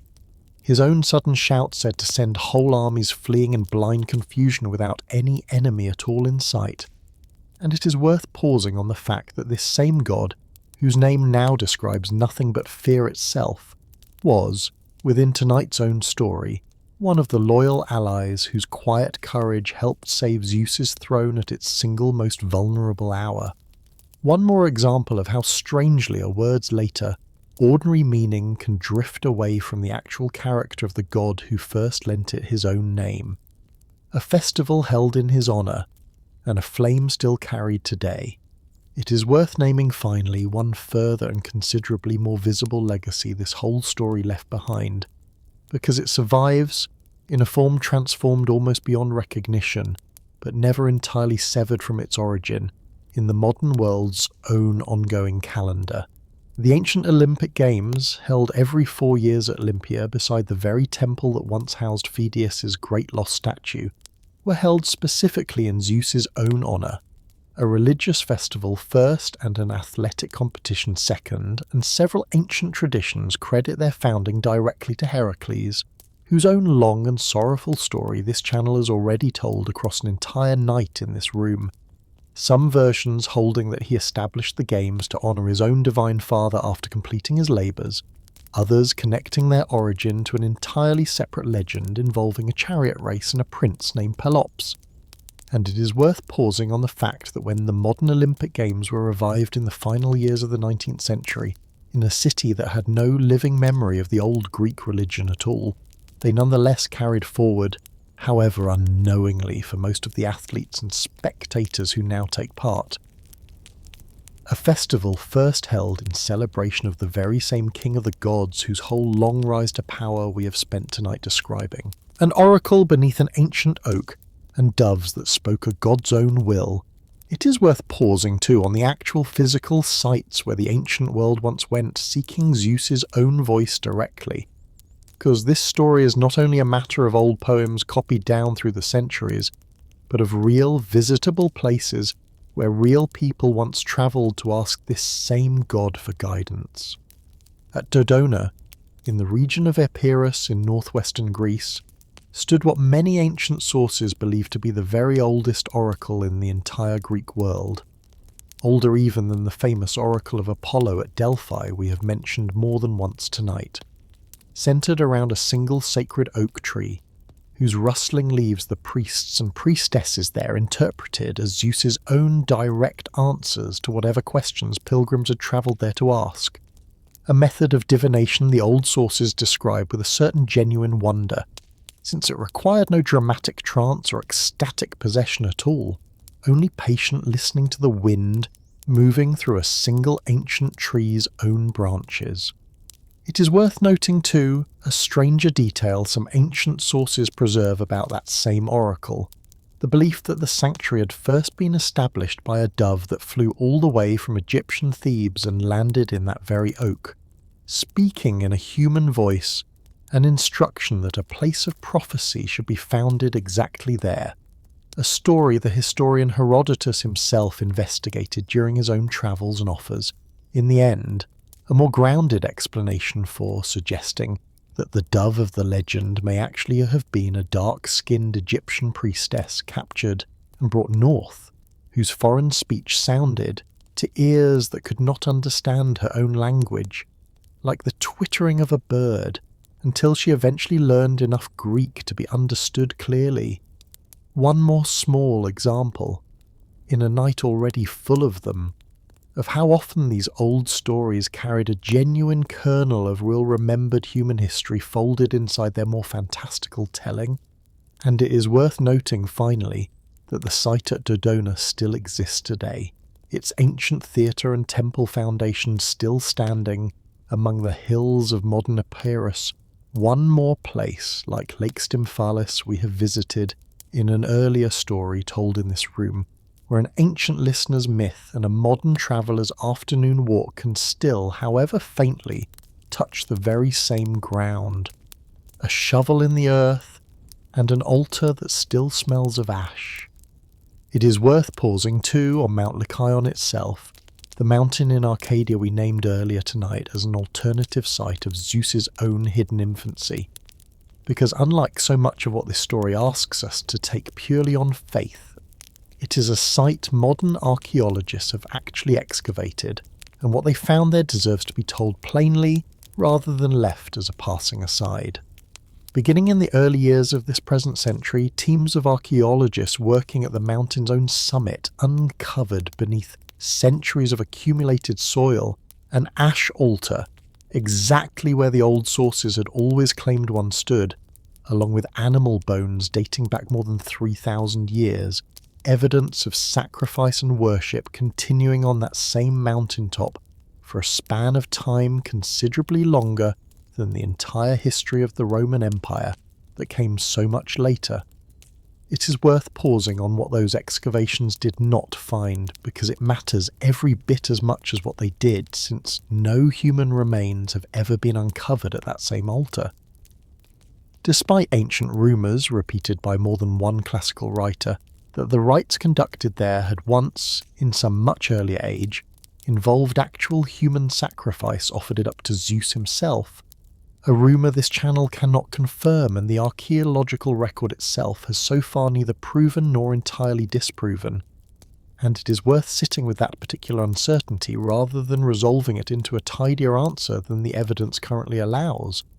because it means that a mountain this story asks us to picture as the secret nursery of an infant god is also, in the sober light of actual modern archaeology, a site whose full and honest history nobody living today can yet claim to know completely. 3,000 years of continuous ash and bone still keeping at least one of its own oldest secrets. A far older king who ruled a far older heaven. It is worth pausing before we move into this story's own final reflections to set Zeus's rise beside a tradition considerably older than the Greek world that eventually produced him, because the parallels are close enough and old enough that they deserve to be named plainly rather than passed over. Centuries before Hesiod ever composed the version of this story we have followed across tonight's telling, the Hurrian and Hittite peoples of ancient Anatolia told a succession myth scholars now call the Kumarbi cycle, a story whose shape will already sound remarkably familiar to anyone who has been listening carefully tonight, because it describes a sky god named Anu overthrown by a rival named Kumarbi, who bites away and swallows his predecessor's own manhood, much as Cronus once did to Uranus, only to find himself, in turn, carrying inside his own body the seed of the very gods who will eventually overthrow him, including a storm god named Tejub, who is born, in some versions of the same tradition, directly out of his own father's skull. An echo this channel cannot help but notice sounds remarkably like the birth of Athena we described only a short while ago tonight. It is worth pausing on how directly scholars studying these two traditions side by side believe the Greek succession myth actually descends, at least in part, from this much older Anatolian source, carried across the eastern Mediterranean through centuries of trade and contact between Greek-speaking peoples and their Near Eastern neighbours, long before Hesiod ever wrote a single line down, a debt this channel has already noted in the story of Heracles, connecting that same hero to an older Phoenician god named Melkart. And it is worth naming this second, even deeper debt now, because it tells us something worth sitting with about the whole supposedly self-contained Greek mythic tradition we have spent so many nights following in this room, that its very oldest and most foundational story, the tale of a sky father overthrown by his own son who is later threatened by a son of his own in turn, was very likely not a purely Greek invention at all, but one of the oldest and most widely travelled stories the ancient Near East ever produced, reshaped and renamed by every culture that eventually inherited it. And it is worth naming too one further, an even more distant echo of this same pattern, preserved in the Babylonian epic called the Enuma Elish, in which a younger god named Marduk rises up to defeat Tiamat, a primordial goddess of chaos whose own body the old poets there describe being split apart to form the sky and the earth, much as Uranus and Gaia stand at the very origin of the Greek tradition, and is granted by the assembled council of the older gods themselves, in gratitude for that victory, the supreme kingship over the entire divine order, a shape close enough to Zeus's own rise that generations of scholars have puzzled over exactly how much contact, if any, actually passed between these civilizations to produce such closely matching stories, and it is worth sitting, one final time tonight, in the genuine uncertainty of that question. Because this channel does not know, and no one now living can know for certain, whether these parallels reflect real historical contact, a shared human tendency to imagine power changing hands in remarkably similar ways, or some combination of both, and it is worth simply naming that honest uncertainty, rather than resolving it into a tidier answer than the evidence actually supports.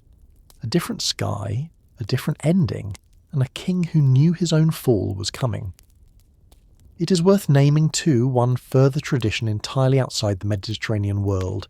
not because this channel believes any direct contact ever passed between it and the Greek stories we have spent tonight following, since the distances and the centuries involved make that kind of claim impossible to support responsibly, but because the comparison itself throws Zeus's own particular achievement into sharper relief.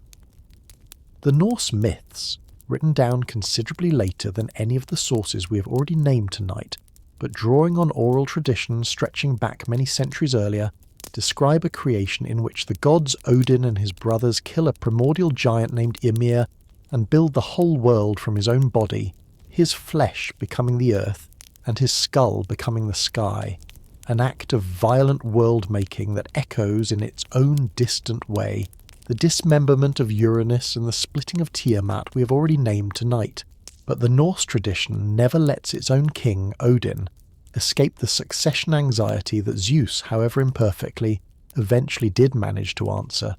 because Odin knows, from prophecy that no clever swallowing or careful marriage can ever avert,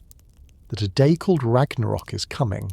in which he himself, and nearly every other god beside him, will finally be killed in one last and unwinnable battle, devoured, in Odin's own case, by the very wolf Fenrir the gods spent so many centuries trying and failing to keep safely bound in chains.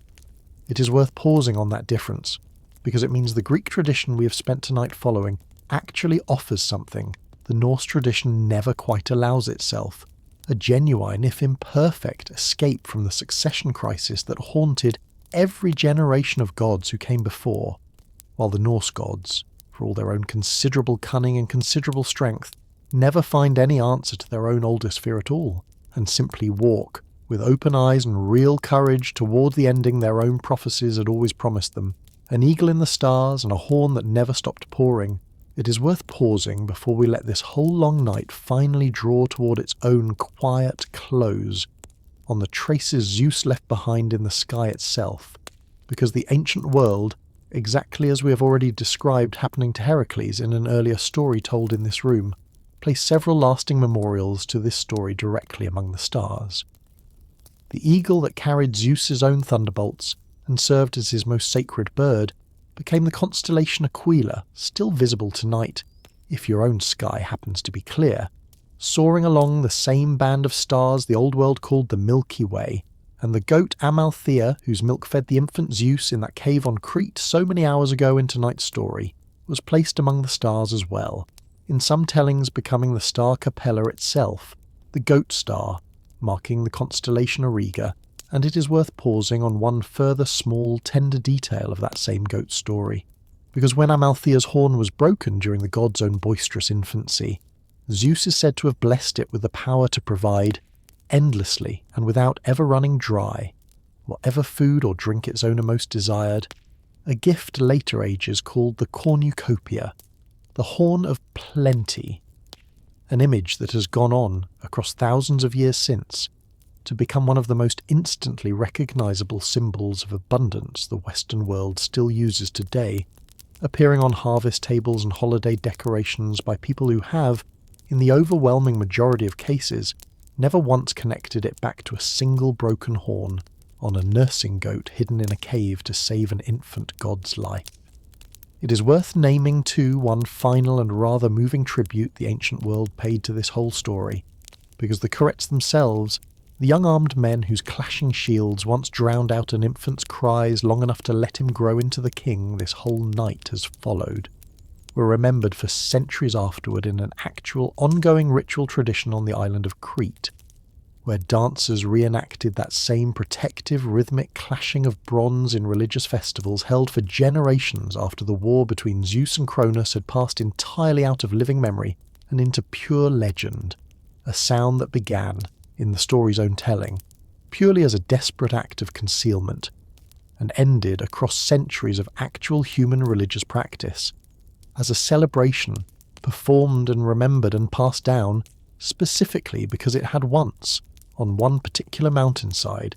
been the very thing that let a hunted infant survive long enough to become everything the rest of tonight's story has described. It is worth pausing too on how this same protective, clashing dance eventually blurred, in the wider religious imagination of the ancient Mediterranean, into the worship of an entirely different and considerably older tradition, because the Curetes were closely identified, by later Greek and Roman writers alike, with the Corybantes, ecstatic attendants of an Anatolian mother goddess called Cybele, whose own worship, imported into Greece and later into Rome from the region of Phrygia in what is now central Turkey, likewise involved wild, clashing, drum-driven dance meant to induce a kind of sacred frenzy in her devotees, and it is worth sitting with how easily these two traditions merged in the ancient mind. A Greek story about shields clashed together to hide one infant god's cries, and a considerably older Anatolian tradition of ecstatic, protective dance surrounding an entirely different mother goddess, until later writers could barely separate one tradition from the other at all, one more small piece of evidence, alongside the Hittite and Hurrian parallels we have already named tonight, that the supposedly self-contained Greek story of Zeus's own birth and rescue was never actually created in isolation, but grew, the way so much of this whole tradition did, out of centuries of quiet contact with the older religious worlds of Anatolia and the wider Near East. And it is worth naming too what eventually became of Rhea herself in this same later blending of traditions, because the grieving mother who once hid her own son in a mountain cave and tricked a tyrant with a stone wrapped in swaddling cloth was, by the time of the Roman Republic, identified so completely with this same Anatolian mother goddess Cybele that the Romans imported her worship directly into the heart of their own capital city under the title Magna Mater, the Great Mother, installing a black stone said to have fallen from the sky as her own sacred image in a temple on the Palatine Hill itself, and honouring her every spring with a festival whose attendant priests continued the same wild, self-abandoned, drum-driven devotion the Curetes had once performed on a much smaller and much quieter scale to protect one single hidden infant, so that a private act of maternal desperation on one mountainside in Crete grew, across 1,000 years of religious drift and combination, into one of the great public cults of the entire Roman world. Let us walk back once more through everything this long night has actually carried us across. It is worth pausing before we let ourselves settle into this story's own final reflections, to retrace the whole shape of it once more from the very beginning, the way we like to do in this room whenever a night's telling has ranged as widely and as far as tonight's has, because a story built across 3 entire generations of gods can be easy to lose the thread of by the time its own ending finally arrives. And this particular story deserves to be held, complete and whole, one last time before we let it go. We began in a formless gap called chaos, out of which earth and sky arose unbidden, Gaia and Uranus locked together in an embrace, so total that nothing born between them could find room to breathe, and it was Uranus's own horror at his stranger children, the one-eyed Cyclopes and the 100-handed giants, that first taught this family its oldest and most destructive habit, burying the threatening future rather than ever actually raising it. We watched Cronus, the youngest and boldest of the Titans, take up his mother's own sickle and end that first tyranny, freeing Gaia from an unbearable weight, but inheriting in the very same act his father's own parting curse, that a child of his own would one day do to him exactly what he had just done to Uranus. We watched that curse take hold of him so completely that he swallowed every child Rhea bore him, Hestia, Demeter, Hera, Hades and Poseidon, one after another. And we watched Rhea, unable to bear watching a 6th child disappear down her husband's throat, hide her newborn son on a mountainside in Crete, protected by a goat's milk and a ring of clashing bronze shields loud enough to swallow up his infant cries. We watched that hidden son grow into Zeus, and we watched him seek out Metis, his own clever counsel, to force his father to disgorge every sibling that same father had swallowed. 5 gods and goddesses returned to the light of day fully grown, ready to fight beside a brother they had never consciously met. We watched the 10-year war that followed, a stalemate broken only when Zeus descended into the deepest dark of Tartarus to free the very prisoners his own father and grandfather had left buried there for generations, the Cyclopes forging him a thunderbolt out of gratitude rather than fear, the 100-handed ones hurling whole mountains until the old Titan order finally broke. We watched 3 brothers divide an entire cosmos by a single throw of the lots rather than any one of them seizing the whole of it for himself, and we watched Atlas condemned to hold the sky forever for choosing the losing side, and Cronus himself carried away to an ending this tradition could never quite agree on, buried in darkness in one telling, resting in a paradise at the world's edge in another. We watched Typhon very nearly undo everything, cutting the sinews from Zeus's own hands and feet, and leaving him as helpless, for one terrible stretch of this story, as any ordinary mortal, rescued only by Hermes and Pan's own quiet loyalty, rather than by any strength Zeus could still summon on his own. We watched the giants rise in their turn, answered only because a mortal son conceived generations in advance. Heracles stood beside his own father when the gods alone could not finish what they had started. We watched Prometheus pay an unbearable price for a single act of tenderness toward the mortal race he loved, chained and torn open by an eagle for centuries before 2 separate mercies. Chiron's surrendered immortality and Heracles' own bowstring finally set him free. And we watched, at the very last, the family's oldest habit arrived for a third and final time, in the shape of a prophecy about Metis's own unborn son, and we watched Zeus answer it differently than either of his own ancestors ever managed, swallowing the danger, yes, exactly as his father once had, but carrying the wisdom inside it forward, rather than merely burying it, until a daughter born fully armed from his own skull became the clearest possible proof that this particular family had finally, however imperfectly, learned something new. A fear that never actually left, even after the myths themselves faded. It is worth pausing before we move into this story's own final reflections on how strangely persistent this particular fear has actually turned out to be,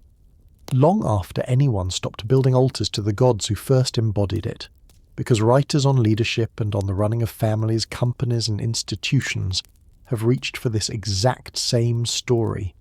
consciously or not, for as long as those institutions have existed at all. A founder who cannot bring himself to train an obvious successor, watching every rising junior colleague with a suspicion that has nothing to do with that colleague's own actual loyalty, is often described by people who study this pattern for a living in language that would sound entirely familiar to anyone who has spent a night listening to Uranus bury his own children, and Cronus swallow his, a fear less of any single rival than of the plain, unavoidable fact that time eventually replaces every ruling generation with the next one, whether that ruler prepares for it or not. It is worth noticing that the actual solution this story offers, not hiding or eliminating the future, but building it real allies who owe their strength to a debt of gratitude rather than a debt of fear, is echoed almost exactly in some of the more thoughtful modern writing about succession in ordinary human institutions. The founder who trains a genuine successor, rather than merely tolerating one, nearly always outlasts, in influence if not in years, the founder who spends every resource trying to make sure no successor ever grows strong enough to matter at all. And it is worth carrying that modern echo with you now, because it means the oldest story this channel has ever told in this room may also, in its own strange way, be one of the most quietly practical. What this whole long night was actually asking. We are nearly at the end of tonight's telling, and it is worth pausing before we let this story finally close,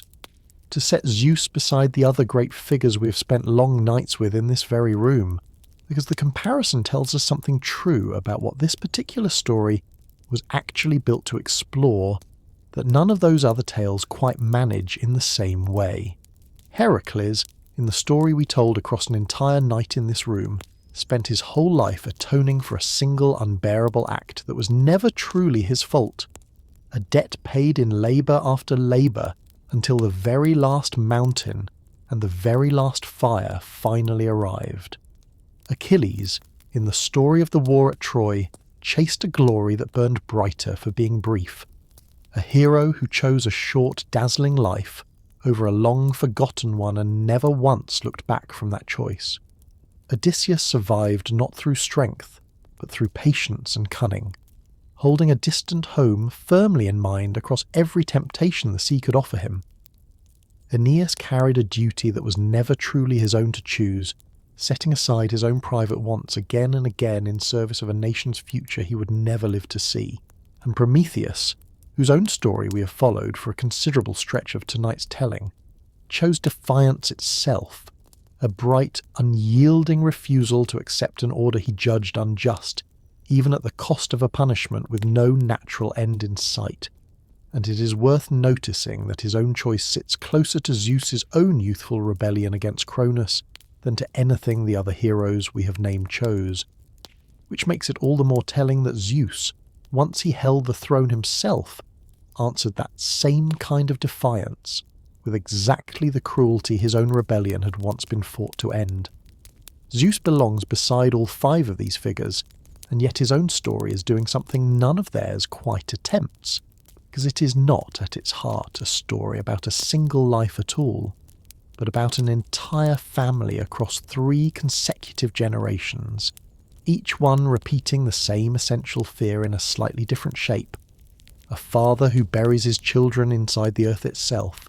a father who swallows them whole the moment they're born, and a father who very nearly repeats that exact same habit a third time before finally, imperfectly, learning to carry the threat inside himself instead of merely hiding it away. It is a story, in the end, less about individual heroism than about the single hardest problem any position of real power will ever have to solve. Not how to seize a throne, which every generation in this whole long night managed to do without terrible difficulty, but how to actually hold one afterward without becoming, in the holding of it, exactly the kind of frightened, devouring father you once risked everything to overthrow. It is worth noticing, too, one final asymmetry this whole story leaves us with, because it is the detail that makes Zeus's own achievement so much harder to call a simple, uncomplicated triumph. Uranus was overthrown by violence he never saw coming, and Cronus was overthrown despite every precaution his own paranoia could devise, and it would be easy, hearing only that much, to conclude that Zeus alone finally broke the cycle entirely, ruling not through fear but through genuine partnership for the whole span of his own long reign. But this story does not actually let us conclude that quite so cleanly, because Zeus swallowed Metis exactly as his own father had once swallowed his own children, punished Prometheus with a cruelty that echoes, uncomfortably, the very habit he otherwise seemed to have escaped, and pursued mortal women and nymphs alike with an appetite that caused real, lasting suffering to nearly everyone caught in its path. And it is worth sitting, honestly, in the fact that this whole long night has been describing not a hero who solved his family's oldest problem outright, but a king who managed, through genuine cleverness and genuine alliance, to hold his throne longer and more securely than either of his two predecessors, without ever quite becoming the fully just and fully gentle ruler that a more comfortable version of this story might have preferred to give us. That, perhaps, is the truest reason this particular story has outlasted every simplified retelling later ages layered on top of it, because underneath the thunderbolts and the swallowed children and the war fought across an entire decade, it is a story about a very old and very human question that has nothing to do with lightning or with mountains hurled across the sky at all. What does it actually take to hold power without becoming afraid of everyone who might one day take it from you? And whether that fear can ever really be answered by strength alone, or only, in the end, by the much harder and much slower work of building something and someone worth trusting instead. Zeus never fully answered that question either. Not in any way this story lets us pretend was total or complete, but he answered it more honestly and more durably than either the sky he replaced or the father he overthrew, and it is worth sitting for a moment in that particular imperfect kind of victory before we let ourselves finally rest tonight, because it is in the end a far more honest inheritance than any thunderbolt or any golden throne at the summit of Olympus. It is worth carrying one last thought with you before we let this long night finally close, because it is the thought this channel keeps returning to whenever it tells a story built around power and fear and the families both of those things tend to reshape in their own image. We have spent tonight with a whole line of kings, a sky torn open by his own son's hand, a son who swallowed his own children rather than risk the same fate, and a grandson who finally, however imperfectly, found another way, not by refusing to fear the future at all, since Zeus feared it every bit as much as his father and grandfather once did,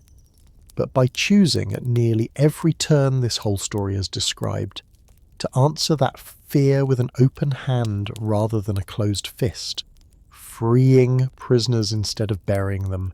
rewarding loyalty instead of merely demanding it, and carrying in the end even the very wisdom that once threatened him, inside himself rather than locked away in the dark. There is something in that particular kind of imperfect courage worth carrying into your own sleep tonight. Whatever weight you yourself happen to be setting down at the end of this day, Because the king who finally held the steam of the sea and the underworld all at once was never strong because nothing could ever threaten him. He was strong because he finally learned, after 2 full generations of his own family failing to learn it first, that the only throne actually built to last is the one you are willing to share. It is worth naming, one final time before we let this whole long night close, everyone who actually made this story what it turned out to be. Because a king is never really the whole of his own kingdom, however completely later ages come to remember him that way. There was Rhea, who wrapped a stone in swaddling cloth rather than watch a 6th child disappear. There was Gaia, who handed a sickle to one son and, generations later, a plan for freedom to that son's own grandson. There were the Cyclopes, 3 brothers who spent uncounted years buried in darkness and answered their own freedom with a weapon that decided a war. There were the 100-handed ones, who hurled entire mountains and were trusted, afterward, with the heaviest watch in the whole cosmos. There was Meti, whose own cleverness saved 5 gods from her father's stomach, and whose own wisdom, carried inward rather than set free, finally broke a curse 3 generations old. There was Hermes, and there was Pan, who stole back a stolen strength from a dragon's own guard. There was a mortal son named Heracles, conceived years before anyone else knew he would be needed, standing beside his own father when the gods alone could not finish what they had started. And there was Prometheus, who paid a price no one should ever have to pay for loving a race of creatures who were not even his own to love, freed, in the end, by the very kind of debt and gratitude this whole story has been describing all night long. None of them are the name carved above the temple door. All of them are the reason there was ever a temple standing long enough to carve one. There is no more war left to fight tonight, and no more mountain left standing in defiance of the new and settled order above it. The thunder has rolled off into the far distance. The shields of the Curetes have gone quiet at last on their mountainside in Crete, and a whole family's oldest habit has, after 3 long generations, finally been carried somewhere close enough to rest. If you're still awake, you do not have to be. If tonight's long story carried you somewhere good, you're welcome to like the video and subscribe, and if you would like to, leave a thought down in the comments, and I will read it in the morning. But that is tomorrow's business, and it can wait. For now, let your body settle a little more heavily into the bed beneath you. Let your shoulders finally set down at a weight they've been carrying all day without your even noticing. Let your breathing slow, all on its own the way it wants to, and let the sound of bronze shields clashing on a distant mountainside fade out gently behind you, the way it faded at last, for one small hidden hunted infant who grew, across a whole long night's telling, into the settled and steady quiet of a king who no longer needed anyone to hide him at all. Close your eyes and let yours come now too. Good night and sweet dreams.